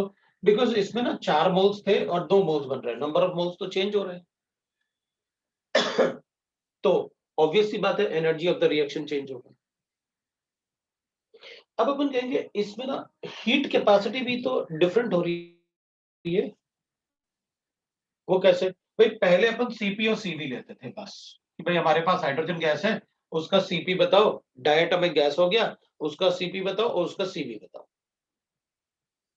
तो अपन ने कहा भाई Cp for hydrogen gas it is a diatomic gas, Cp will be equal to 7/2 और Cv will be equal to 5/2 R, हम calculate करके बताते हैं। लेकिन यहां पर तो केमिकली रिएक्ट करके डायटोमिक गैस पॉलीएटोमिक गैस बन रहा है, तो इसमें तो Cp भी कांस्टेंट नहीं रहेगा। इसका मतलब है फॉर दिस रिएक्शन मुझे delta Cp for reaction calculate करना पड़ेगा, और फिर वो कैसे कैलकुलेट करेंगे तो थोड़ी देर पहले आपने लिखा था पॉइंट नंबर 4 जो नोट लिखा था कि summation of delta Cp for product minus summation of delta Cp of reactor, ये अपन को क्वेश्चन में गिवन है। हमें इसका Cp, इसका Cp, इसका Cp, ये सारे क्वेश्चंस में गिवन होंगे, समेशन लिखना हमें आता है, डेल्टा Cp ऑफ रिएक्शन हम लिख लेंगे, राइट ना। और इस इक्वेशन में डेल्टा Ng, तो इस इक्वेशन में अपन को डेल्टा Ng पता चल जाएगा -2 है, डेल्टा H और डेल्टा E अपन को पता है, तो अगर डेल्टा E पता होगा तो डेल्टा H कैलकुलेट कर लेंगे। और अगर मान लो इसमें डेल्टा E हमको डायरेक्टली गिवन नहीं है और डेल्टा H पूछा है तो ठीक है, हम Cp of the reaction calculate करेंगे और n delta Cp into delta T करके डेल्टा E कैलकुलेट कर लेते हैं अपने आप, क्योंकि यहाँ पर हमें कंप्रेशन एक्सपेंशन नहीं तो रिएक्शन के लिए चेक करना होगा ना, तो delta E of the reaction करना होगा, तो ये बात को हमें ध्यान रखना पड़ेगा।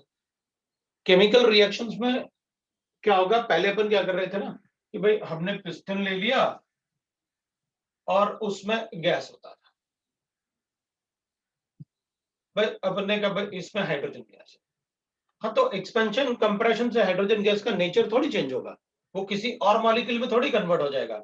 यहाँ तो ये हो रहा है कि भाई N2 और H2 रिएक्ट करके NH3 बना रहे हैं, वो तो गैस का नेचर ही चेंज हो गया। अगर गैस का नेचर चेंज होगा तो हमें चेक करना पड़ेगा कि गैस के नेचर में क्या चेंज आया, और उसके हिसाब से हमें कैलकुलेशन करने हैं। तो इट डिपेंड्स कि भाई आप कांस्टेंट प्रेशर की बात करोगे तो डेल्टा H कैलकुलेट करना, कांस्टेंट वॉल्यूम की बात करोगे तो डेल्टा E कैलकुलेट करना। और हम ये नहीं बताएंगे कि क्योंकि Cp हमेशा बड़ा होता है Cv से, तो अपन ये नहीं बोल सकते कि डेल्टा H हमेशा बड़ा होगा डेल्टा E से फॉर द केमिकल रिएक्शन, वो तो डिपेंड करेगा ना, क्योंकि केमिकल रिएक्शन में रिएक्टेंट तो क्रिएट करके प्रोडक्ट में कन्वर्ट हो जाएंगे, तो रिएक्शन में सारे फैक्टर्स चेंज हो जाएंगे ना, हीट कैपेसिटी चेंज हो जाएगा क्योंकि अमाउंट चेंज हो गया, nature of substance he change हो गया। अमाउंट क्या, क्योंकि अपन को पता था Cp और Cv में अपन ने लिखा था भाई कि अगर मोनोएटॉमिक गैस है, मैंने लिखा था मोनोएटॉमिक गैस के लिए, मैंने लिख रखा है मोनोएटॉमिक गैस के लिए Cp is equal to 5/2 and Cv is equal to 3/2 R।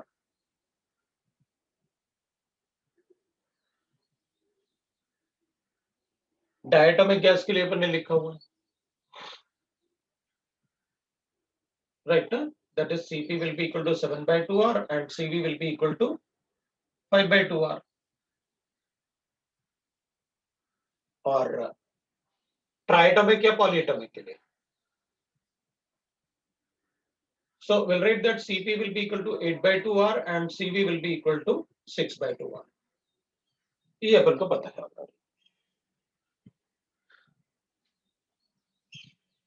क्या Cp और Cv टेम्परेचर पर डिपेंड करेंगे क्या? Cp और Cv टेम्परेचर पर डिपेंड करेंगे क्या?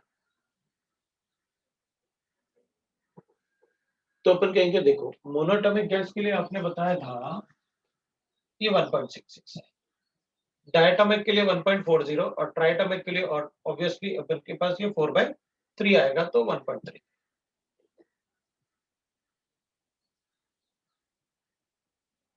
तो टेम्परेचर पे डिपेंड करेगा क्या? तो अपन कहेंगे ये तो डिपेंड करता है कि आप कौन से गैस के लिए पूछ रहे हो. अगर मान लो पॉलीएटॉमिक गैस है तो टेम्परेचर बढ़ाने से वो गैस ब्रेक भी हो सकता है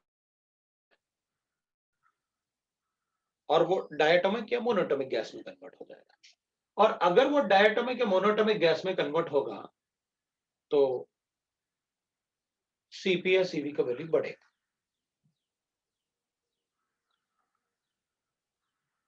लेकिन अगर मोनोटॉमिक गैस है तो अपन कहेंगे इंडिपेंडेंट है. भाई मोनोटॉमिक गैस को तोड़ थोड़ी दोगे आप.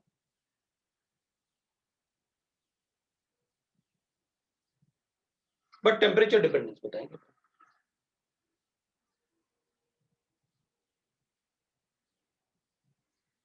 सो वो क्या करेंगे, गैस नहीं कहेंगे अपन से कौन सा गैस है, अपन से पूछेंगे बताओ Cp और Cv डिपेंड करेंगे क्या टेम्परेचर पे, बताएंगे ना, पर करेंगे ना. क्यों? ये मतलब एटोमिसिटी अगर चेंज हुआ तो चेंज होगा, क्यों नहीं होगा. तो अपन ऐसे बता सकते हैं. एक तो ये पार्ट हो गया. दूसरा पार्ट होगा अपने पास कैलकुलेशन में. इस पार्ट को ध्यान रखना, मैंने सारे कैलकुलेशन आपको पता है. डेल्टा एनजी कैसे कैलकुलेट करते हैं वो अपन को पता है. अगर हमें Cp भी कैलकुलेट करना पड़ा तब भी अपन कैलकुलेट कर सकते हैं, उसमें कोई प्रॉब्लम नहीं. The third factor on which it will depend is and the last one is temperature. The temperature factor is given by, the dependence is explained by, we will say that it is explained by Kirchhoff. Kirchhoff has explained this, how that dependence will be there, the temperature dependence.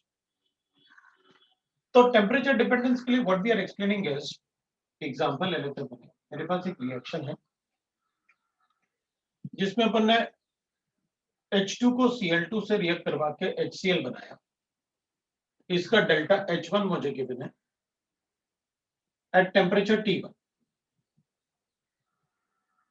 and H2 plus Cl2 will get converted into twice of HCl. लेकिन यहाँ पर मेरे पास delta H2 होगा at temperature T2.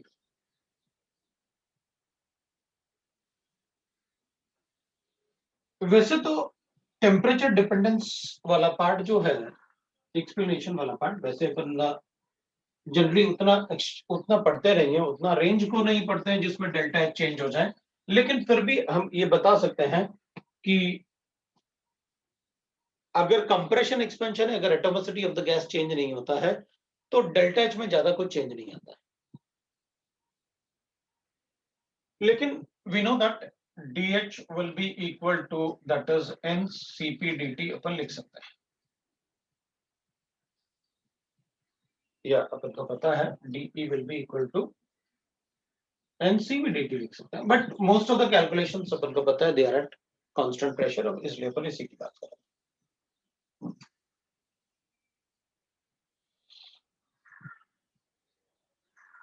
अब ये वाला part for chemical reactions. For chemical reaction, we write that chemical reactions NCP will be equal to delta Cp for a reaction of that, of reaction of that. वो summation of product minus reactant, उसमें number of moles multiply करते हैं ना। अगर किसी के 2 moles है तो अपन उसको 2 into Cp of HCl से मल्टीप्लाई करते हैं। तो अपन क्या करेंगे, अपन को पता है DH will be equal to NCP, इसको तो मैं डेल्टा CP लिख लेता हूँ फॉर केमिकल रिएक्शन, और इसको मैं DT कर लेता हूँ। इनको अपन क्या करते हैं, इंटीग्रेट कर लेते हैं, H1 से डेल्टा H2, ये तो कांस्टेंट रहेगा। तो we'll get that delta H2 minus delta H1 will be equal to delta Cp into T2 minus T1। ये वाला पार्ट तो कांस्टेंट रहेगा ना फॉर केमिकल रिएक्शन।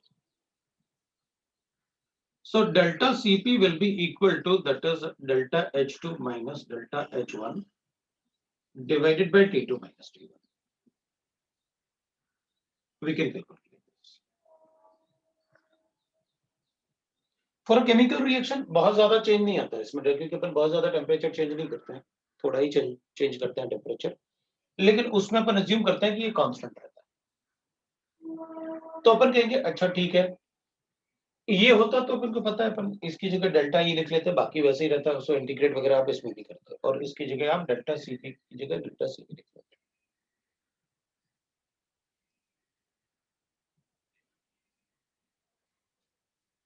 नेक्स्ट अपन क्या करेंगे, इसमें अपन कहेंगे सर एक बार बताओ कि आपने ना, जैसे for compression expansion and expansion, अगर मैं गैस का टेम्परेचर चेंज करता हूं, मेरे पास है DH is equal to NCP dt, तो अगर कंप्रेशन एक्सपेंशन में मुझे कैलकुलेट करना पड़ा तो तब तो आप इसको N लोगे ना, इसको तो CP लोगे ना। हाँ, तो ये जो CP वाला पार्ट है ना, ये जनरली अपन को गिवन होता है कि कांस्टेंट कैसे डिपेंडेंस हो रहा है। मान लो मेरे पास ऐसे गिवन है, for a given gas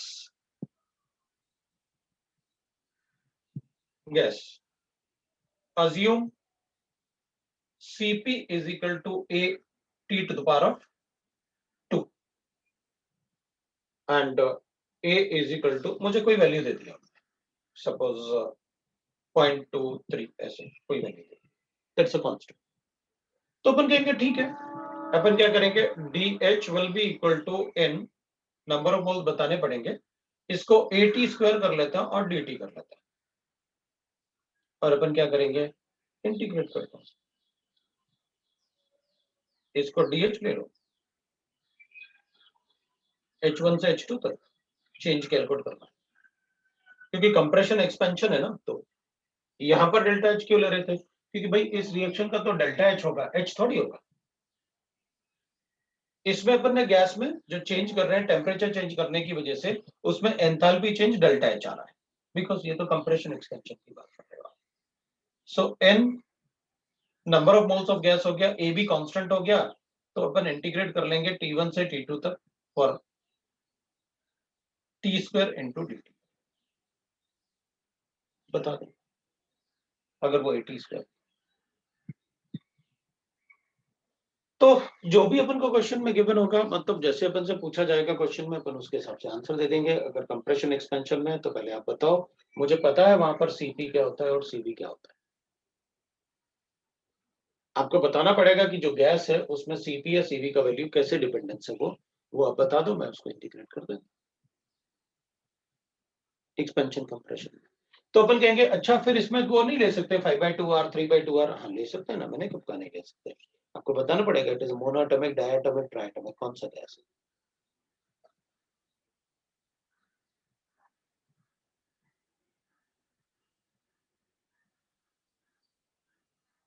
right. तो वो अपन को बताना पड़ेगा। तो आप ये पूछ रहे हैं कि ये T to the power of 2 कहां से आया, तो ये इतना बड़ा लिखा था कि हमने अज्यूम किया कि CP ऐसे बिहेव करता है, तो वहां पर अपन ने अज्यूम किया है कि CP कैसे बिहेव करता है for a given sample of gas. अगर वो गिवन नहीं होता, आप डायटॉमिक मोनोटॉमिक दे दो, मैं उसके हिसाब से इसमें CP डाल के अपना कैलकुलेशन कर दूं। बट दैट पार्ट जनरली पूछते नहीं है, लेकिन हाँ आप नहीं पूछते और पूछ लिया तो फिर क्या करोगे, तो मेरा तो काम था बताना, मैं इसको उधर भी बता सकता था थर्मोडायनेमिक्स में, लेकिन मैंने उसको जानबूझ के यही बताया ताकि आपको कंपैरिजन पता रहे कि ये केमिकल रिएक्शन में अपन को क्या करना होता है, क्योंकि केमिकल रिएक्शन में तो हमेशा कोई नेचर ऑफ रिएक्टेंट चेंज हो जाएंगे ना केमिकल रिएक्शंस का, इधर थोड़ी नेचर ऑफ रिएक्शन चेंज होगा कंपैरिजन एक्सपेंशन में, वो तो जो आपको गैस गिवन है वही गैस रहेगा, उनको ऐसे दिया गया unknown gas was present, assume that its Cp is governed by this equation AT square, ठीक है, अपन उसको लेके और सॉल्व करके बता देंगे what will be the enthalpy of the reaction. So this is how we can write that Cp and Cv, or we can write the factors affecting the heat of reaction. That is how the factors are there which are affecting the heat of reaction. The factors affecting the heat of reaction. अब इसमें अपन काफी सारे questions अपन को मिल जाएंगे, sheet में मिल जाएंगे. Now there are different form of energies.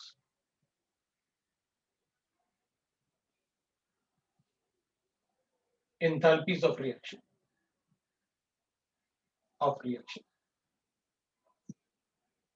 Or heat of reactions. ये अपन ने काफी कुछ तो पढ़ रखा है इन केमिकल बॉन्डिंग में बहुत सारा बता रखा है मैंने आपको, केमिकल बॉन्डिंग में बहुत सारा मैंने आपको बता रखा है. तो वी कैन राइट दैट, जैसे अपन ने लिखा भाई heat of combustion,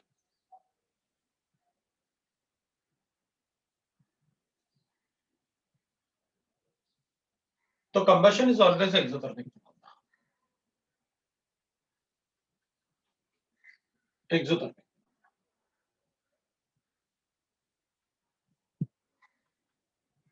Combustion is always an exothermic phenomenon.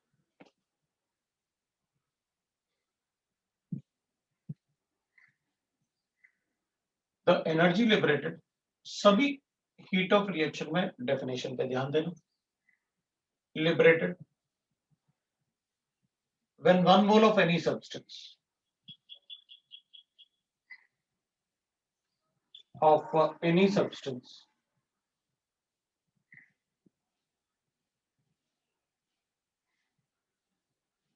is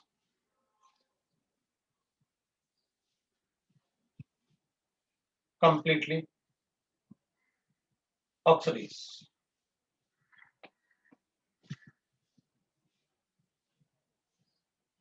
With oxygen. तो ठीक है, अपन कहेंगे किसी का भी कंबशन अगर अपन को लिखना है तो लिख लेंगे भाई H2 plus O2 gives you H2O, delta H is negative.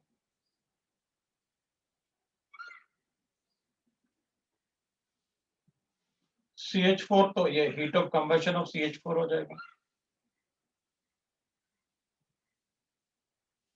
Delta H is negative, combustion हमेशा नेगेटिव होगा.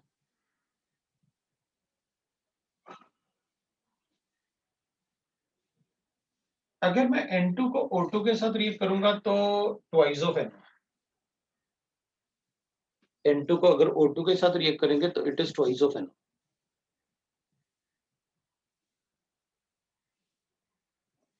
तो अपन लिखेंगे इसके लिए डेल्टा H इज पॉजिटिव. तो अपन कहेंगे आपने तो कहा था कि डेल्टा H हमेशा नेगेटिव होता है, तो पॉजिटिव कैसे लिख सकते हैं? तो अपन कहेंगे आपने डेफिनेशन में लिखा भी है कंप्लीटली ऑक्सीडाइज. ये नाइट्रोजन कंप्लीटली ऑक्सीडाइज नहीं हुआ, अपन को पता है N2 कब कंप्लीटली ऑक्सीडाइज होगा. कंप्लीटली ऑक्सीडाइज होने का मतलब उसका हाईएस्ट पॉसिबल ऑक्सीडेशन स्टेट आना चाहिए. अगर वो आ रहा है तो नेगेटिव होगा. मतलब this is heat of combustion, this is heat of combustion. Combustion के लिए C लिखते हैं अपन ऐसे. This is enthalpy of combustion, this is enthalpy of combustion, but इसको अपन enthalpy of combustion नहीं बोल सकते. So this is not a enthalpy of combustion. It is not enthalpy of combustion. Because आप डेफिनेशन के हिसाब से जरूर देखना, वरना वो डेफिनेशन लिखने का कोई फायदा नहीं होगा। कि आप लोग कंप्लीटली क्या करना है, ऑक्सीडाइज करना है, then it will be called as heat of combustion. जैसे अगर मैं S प्लस O2 को रिएक्ट करके SO2 बनाऊंगा तो इट इज नॉट अ, इसमें जो डेल्टा एच आएगा that can not be called as heat of combustion. उसको हीट ऑफ रिएक्शन तो बोल सकते हैं, कंबशन नहीं बोल सकते।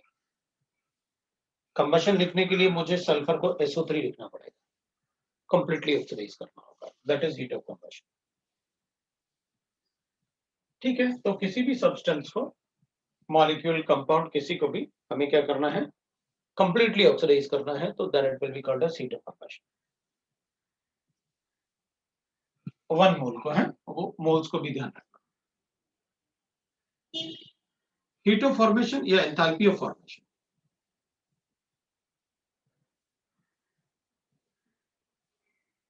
हीट एक्सचेंज, तो एनर्जी एक्सचेंज लिख लेते हैं अपन। When 1 mole of any compound is formed from its element A, is formed from its element in elemental states.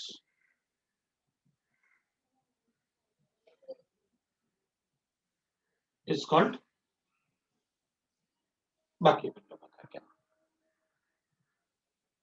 अब अगर अपन एग्जांपल लिखेंगे हीट ऑफ फॉर्मेशन के लिए, तो मान लो अपन को CO2 का फॉर्मेशन करना है, तो मैं कहूंगा यहां पर आपको कार्बन आपको लिखना पड़ेगा, it is a graphite, half O2 that is in gaseous state. तो डेल्टा एच जो आएगा वो डेल्टा एच ऑफ फॉर्मेशन लिखूंगा, इसको मैं डेल्टा एच ऑफ फॉर्मेशन भी बोल सकता हूं,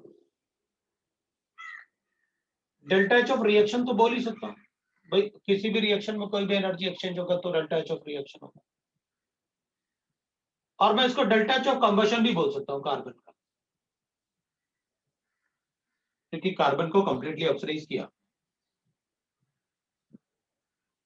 मतलब दिस कैन बी द, इस रिएक्शन में मैं कंबशन ऑफ ग्रेफाइट बोल सकता हूं, कार्बन बोल सकता हूं मैं, इस क्योंकि कंप्लीटली ऑक्सीडाइज किया। हीट ऑफ रिएक्शन तो सभी रिएक्शन में हो सकता है, चाहे कोई भी रिएक्शन। और फॉर्मेशन इसलिए बोल सकता हूं क्योंकि ये दोनों ही एलिमेंट्स हैं। अगर मेरे पास ऐसे होता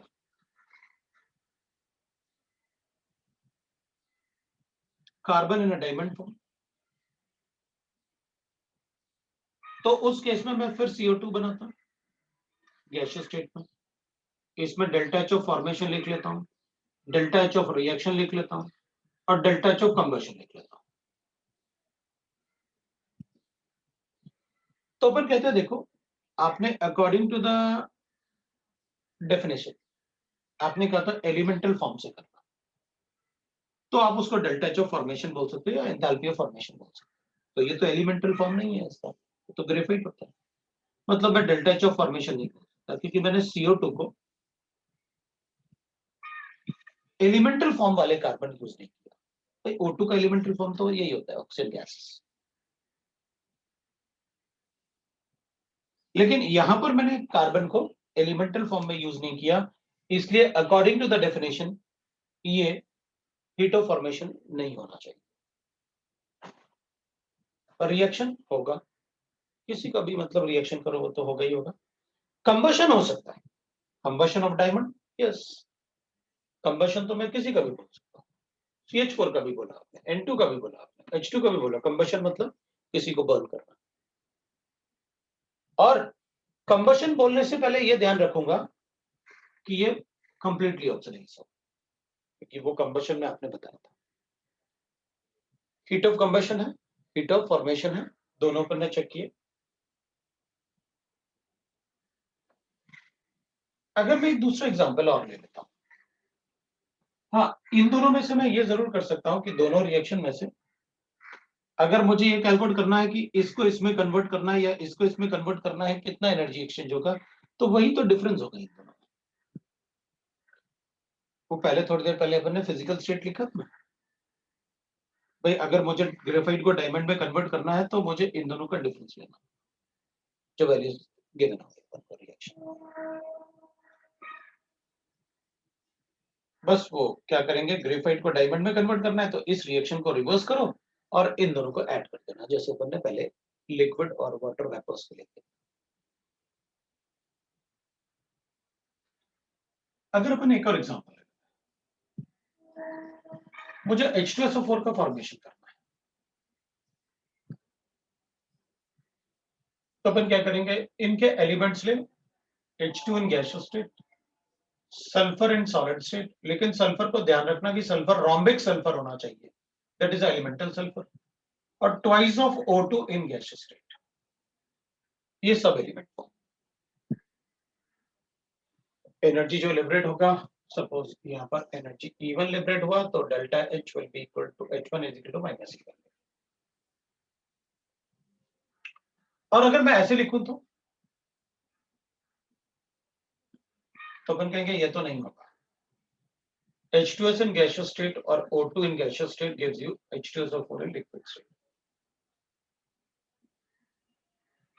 यहाँ पर एनर्जी E2 एक्सचेंज हो रहा है, so this is delta H2 will be equal to minus E2.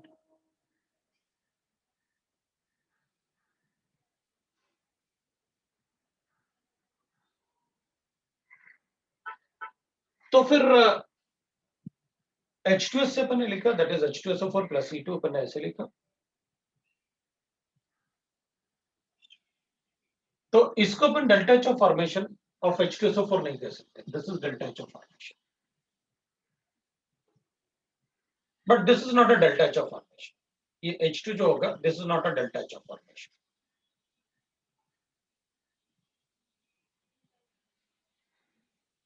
Why it is so? ये एलिमेंट नहीं, this is not an element,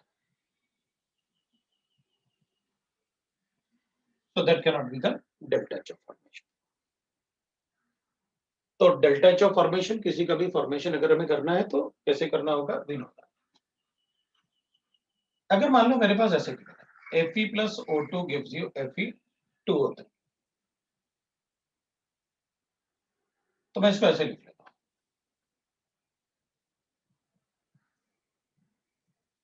ऐसे कर लेता हूं। इसमें एनर्जी लिबरेट हुआ, suppose that is delta H of the reaction is given to me,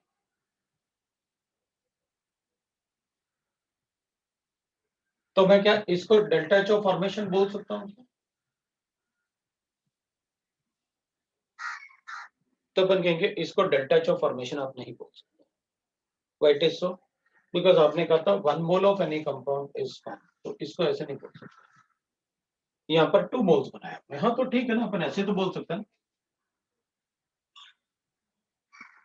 तो delta H of formation में ऐसे तो बोल सकता हूँ ना, जो एनर्जी लिबरेट हुआ वो 2 मोल के फॉर्मेशन के लिए, क्योंकि ये तो एलिमेंट थे ना, ये तो एलिमेंट है ना, बाकी सब तो ठीक था ना। हाँ तो ठीक है ना, डेल्टा एच ऑफ फॉर्मेशन जो डेल्टा एच ऑफ रिएक्शन है ना, उसको डिवाइड बाय 2 कर दो, भाई 2 मोल्स के लिए था तो delta H of reaction divided by 2 कर लेता है, बिकॉज वो 2 मोल का फॉर्मेशन है, तो अपन ऐसे कर,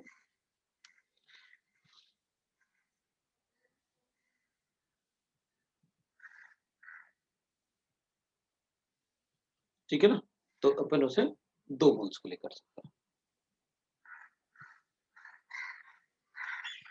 तो कुछ बच्चों का फिजिक्स का लेक्चर है, वो कह रहे हैं तो वो लोग जा सकते हैं, जिनका फिजिक्स का लेक्चर है वो लोग जा सकते हैं, बट ऐसे ओवरलैपिंग ऑफ टाइम कैसे हो गया ये समझ नहीं आया। चलो ठीक है, बाकी स्टूडेंट रुकेंगे और वो कुछ क्वेश्चंस करेंगे। निकालो भाई थर्मोडायनेमिक्स, उसमें कुछ सॉल्व करते हैं क्वेश्चंस, बाकी स्टूडेंट, क्योंकि तुम लोग कुछ सॉल्व तो करते नहीं हो घर में, तो बाकी स्टूडेंट कुछ क्वेश्चन सॉल्व करेंगे। सबके पास शीट है, शीट निकालो, पहले शीट ही सॉल्व कर लो, वही बड़ी बात है तुम्हारे लिए, तुम लोग शीट भी सॉल्व नहीं करते हो कभी।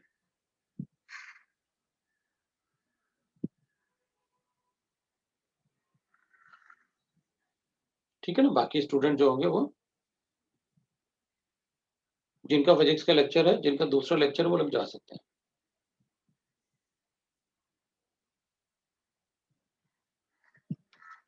बाकी स्टूडेंट शीट निकालें।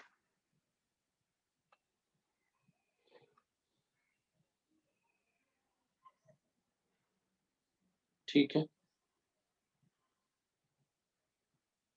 तो एक्सरसाइज 1 निकालो।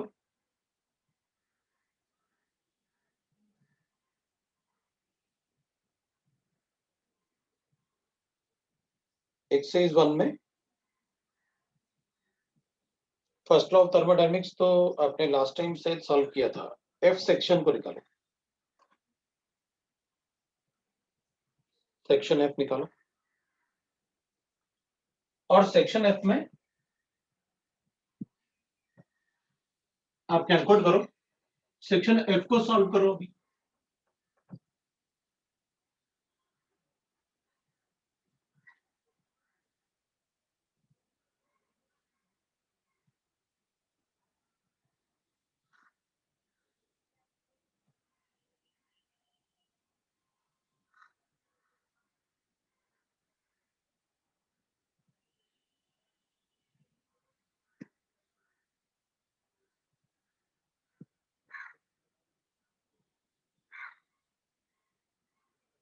सेक्शन एफ में सॉल्व किया क्या?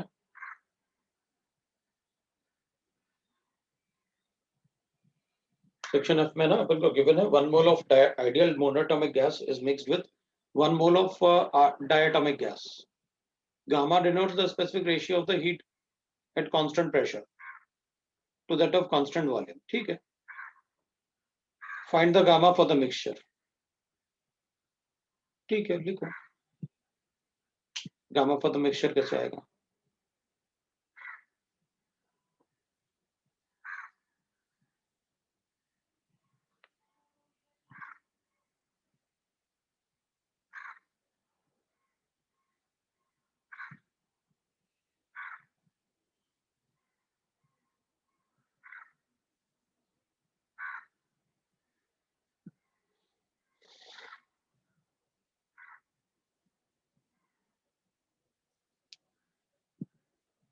कैलकुलेट किया, अभी कैलकुलेट करो सब लोग।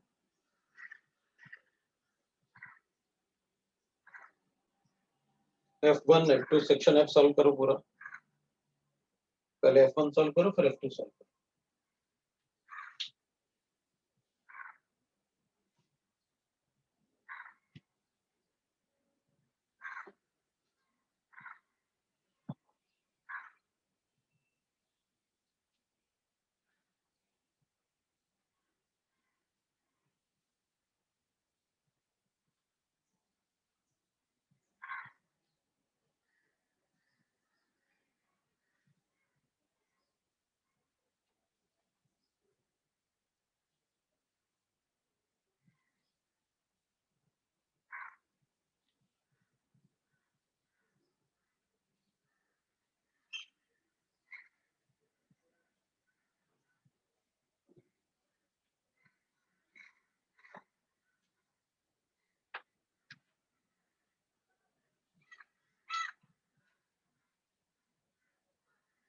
हो गया?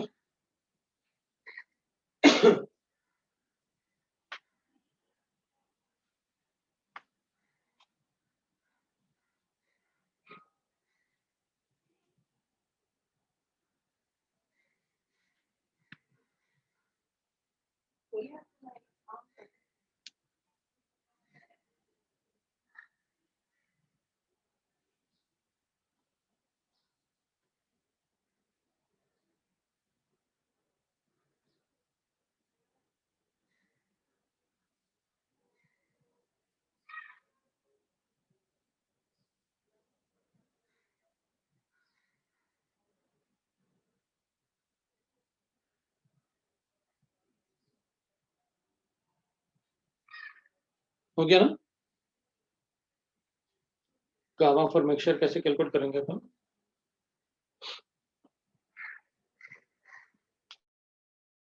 देखो पहले तो सीपी और सीवी कैसे मिक्सचर के लिए कैलकुलेट कर सकते हैं वो देखते हैं। जैसे सीपी ऑफ द मिक्सचर, तो एच ना टोटल अगर अपन को चाहिए तो अपन लिख सकते हैं DH is equal to H1 plus DH2 ऐसे कर सकते हैं। तो NC ये मिक्सचर के लिए कैलकुलेट कर सकते हैं टोटल, तो मिक्सचर है, दोनों को मिक्स कर लेते हैं, मिक्स करेंगे तो ऐड करेंगे, अपन को पता है there extensive property. NCP dt लिख लेते हैं, इसको N1, ये N टोटल हो जाएगा, तो N1 plus that is NCP dt हो जाएगा, प्लस इसको C1 कर लेते हैं और इसको लिख लेते हैं, दैट इज CP1 हो जाएगा, ये N2CP, जो भी नंबर ऑफ मोल्स आप मिक्स करोगे तो ये dt हो जाएगा, dt तो कैंसिल कर देता है, टोटल टेम्परेचर थोड़ी होता है, तो Cp will be equal to that is N1CP plus N2CP plus N1 plus N2 कर लेते हैं, ये हो गया Cp ऑफ मिक्सचर। ऐसे Cv ऑफ मिक्सचर भी लिख सकते हैं अपन, नहीं तो अपन Cp minus Cv is equal to R लिख सकते हैं अपन। Cp of mixture minus Cv of mixture will be equal to R लिख सकते हैं, तो उससे भी कैलकुलेट कर सकते हैं, या Cv ऑफ मिक्सचर भी डायरेक्टली लिख सकते हैं, N2Cv2 जो भी गैस अपन को गिवन है divided by N1 plus N2 कर सकते हैं, ऐसे लिख सकते हैं। Cp और Cv अपन को मिक्सचर के लिए कैलकुलेट करना है, तो ऐसे कैलकुलेट करके अपन बता सकते हैं। अब अपन को क्या है ना, दूसरा जो क्वेश्चन अपन को गिवन है उसमें गामा ऑफ मिक्सचर पूछ रहा है, गामा ऑफ मिक्सचर, तो अपन कहेंगे ठीक है भाई, गामा ऑफ मिक्सचर पूछा है तो इसी से कैलकुलेट कर देंगे। कैसे? तो अपन Cp कैलकुलेट कर रहे हैं, Cp पूछा ना उसमें, तो कैलकुलेट कर देंगे। कैसे? तो अपन को एक बात पता है, Cp minus Cv is equal to R होता है, तो इसको डिवाइड कर देंगे अपन किससे, Cv से, Cp upon Cv minus 1 is equal to R by Cv, तो अपन ये लिख सकते हैं gamma minus 1 is equal to R by Cv, so Cv will be equal to अपन R बाय गामा माइनस 1 कर लेते हैं। तो Cv ऑफ मिक्सचर अपन कैलकुलेट कर सकते हैं, कैसे? नंबर ऑफ मोल्स अपन को गिवन है, ये अपन को गिवन है, और एक गैस के लिए जो भी गैस है ये, उसके लिए अपन को ये गिवन है और ये भी गिवन है।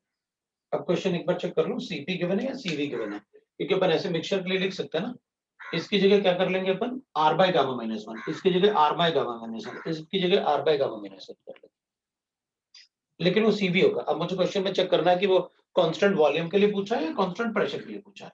अगर कांस्टेंट प्रेशर होगा तो अपन Cp को रिलेशन बनाएंगे, ठीक है ना। तो एक बार, या फिर आप ऐसे कर लो, Cv ऑफ गामा माइनस वो आ जाएगा, इसमें सब्स्टिट्यूट करो, मिक्सचर के लिए इक्वल टू R होगा, Cp अपन बता दो। एक बार चेक कर लेता हूं मैं क्वेश्चन में क्या गिवन है।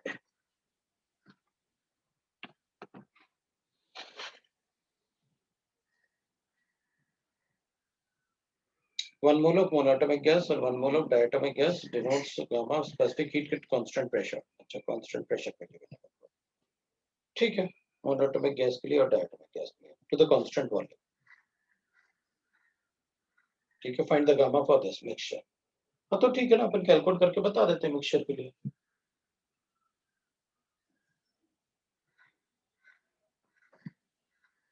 R तो वैसे भी कैंसिल हो जाएगा,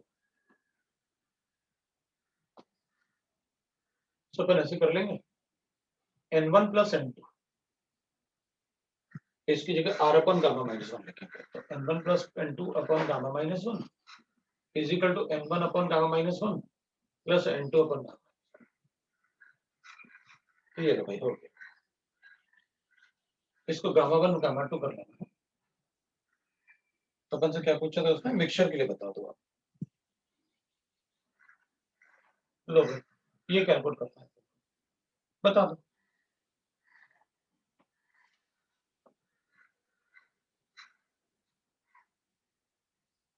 कर सकते हैं ना, वो ये तो कर लेते हैं, डायरेक्ट Cp और Cv कैलकुलेट करो, निकाल के बता दो, वो भी एक ही बात है, दोनों तरीके से बताया। अब इसमें डायरेक्टली फॉर्मूला बन रहा है तो अपन देखो ठीक है, तो सीधा सीधा फॉर्मूला बन गया ना टोटल, ये तो मैंने ड्राइव करके बताया इसलिए ऐसे बताया, अदरवाइज अपन डायरेक्टली बता सकते हैं, कोई प्रॉब्लम। क्योंकि कभी कभी ये रिलेशन भी पूछ लेंगे ना अपन से, मेरा क्वेश्चन सॉल्व करने का रीजन नहीं था। ये क्वेश्चन एक्चुअली मैंने जब पढ़ा था फर्स्ट टाइम, तो मैंने सोचा चलो तुम लोगों ने नहीं पूछा, लेकिन इसमें अगर ऐसा पूछ रहे हैं शीट में, तो रिलेशन भी अपन को आना चाहिए ना, कैलकुलेट करना, इसलिए मैंने रिलेशन बताया। वो तो मैंने बताया था तुमको।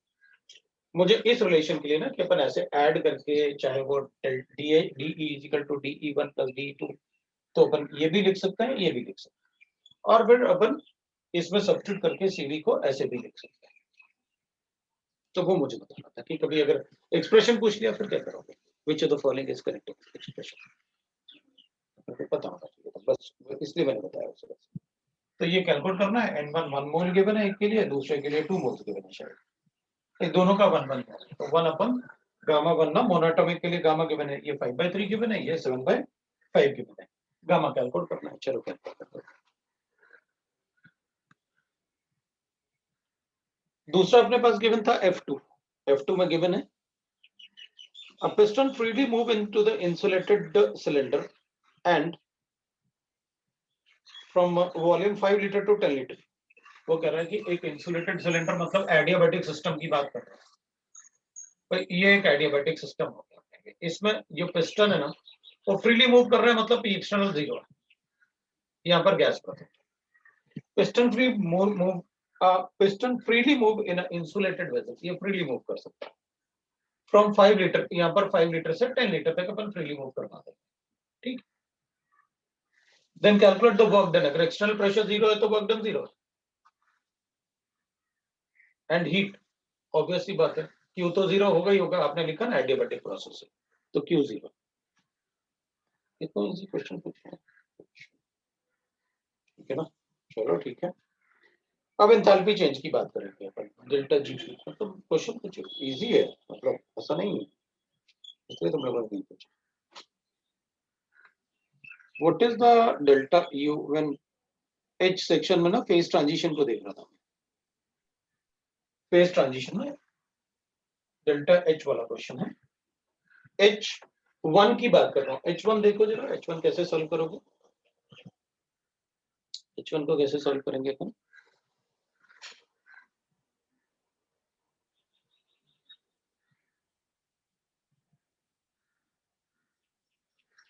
H1 में अपन को heat of vaporisation of liquid ना, H2O लिक्विड है, H2O वेपर में कन्वर्ट हो रहा है।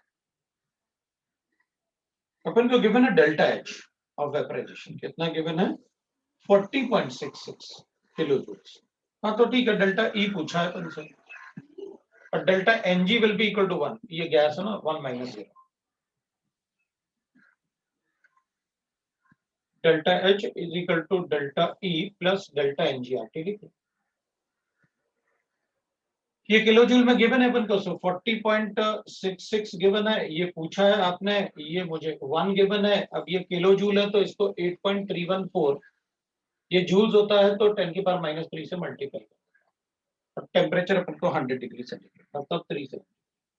लो भाई आंसर आ,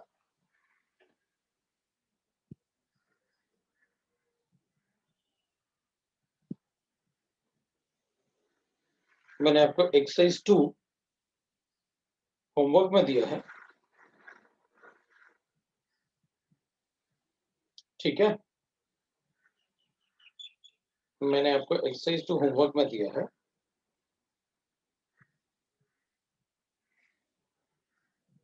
और थोड़ा सा पार्ट में थर्मोडायनेमिक्स का भी होमवर्क में, थर्मोकेमिस्ट्री का भी होमवर्क में देना चाहता हूँ, ताकि आपको आइडिया रहे कि मैंने आज जो बताया उससे आपका काफी सारे क्वेश्चन सॉल्व हो जाएगा। एक मिनट रुकना, मैं आपको होमवर्क होमवर्क में एक्सरसाइज 2 है थर्मोडायनेमिक्स का। अब अपन कोई भी एक्सरसाइज नहीं छोड़ने वाले, अभी अभी अपन सारे एक्सरसाइज करने वाले हैं। आइनिक भी वापस कर लेंगे अपन, कोई प्रॉब्लम नहीं है, अपना आइनिक बचा हुआ है।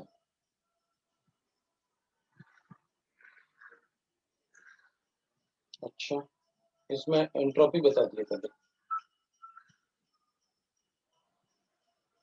थर्मोडायनेमिक 2 में एंट्रोपी दे दिया है। चलो कोई बात नहीं, अपन पहले थर्मोडायनेमिक पार्ट 3 कर लेंगे, क्योंकि ये इसका एप्लीकेशन था, इसलिए मैंने उसी को शीट में पहले थर्मो, ठीक है ना, उनमें फ्री एनर्जी वगैरह दिया है, चलेगा।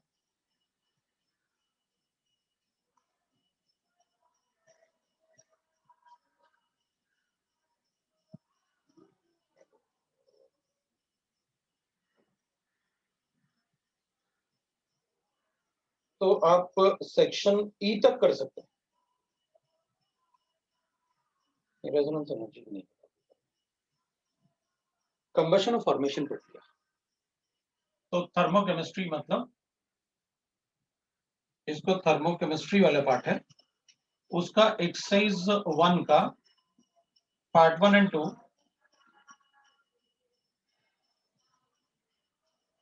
Section A B. अगर आप होमवर्क करके नहीं लाओगे, मैं क्लास में ही होमवर्क करवाऊंगा, मैं आगे नहीं पढ़ाने वाला, एक बात ध्यान रखना, ठीक है ना। सो आप, ये आपका होमवर्क है, और बाकी एक्सरसाइज 2 आप करके लेके आओ, और थर्मो का फ्री एनर्जी और एंट्रोपी पार्ट छोड़ के लास्ट में फिर से लास्ट पार्ट गिवन है, उसको आप मुझे सॉल्व करके लेके आओ नेक्स्ट टाइम। अप्रैल में ब्रेक मुझे पता नहीं है, पूछना पड़ेगा, है ना। ब्रेक तो मिलेगा, क्योंकि हम खुद भी मतलब इतना ज्यादा क्लास थोड़ी पढ़ाया जाता है जितना पढ़ा रहे हैं। मैं तो नहीं पढ़ाता इतना, मुझे लगता है इतना तो मैंने 2 साल में नहीं पढ़ाया होगा जितना इस साल पढ़ाया, इतना थोड़ी पढ़ाना होता है ना। आज 4 क्लास से हो गया, बच्चों को इतना थोड़ी पढ़ाता है, कुछ ज्यादा ही पढ़ा रहा हूँ, ऑफलाइन में इतना नहीं पढ़ाना होता। चलो ठीक है, बाय।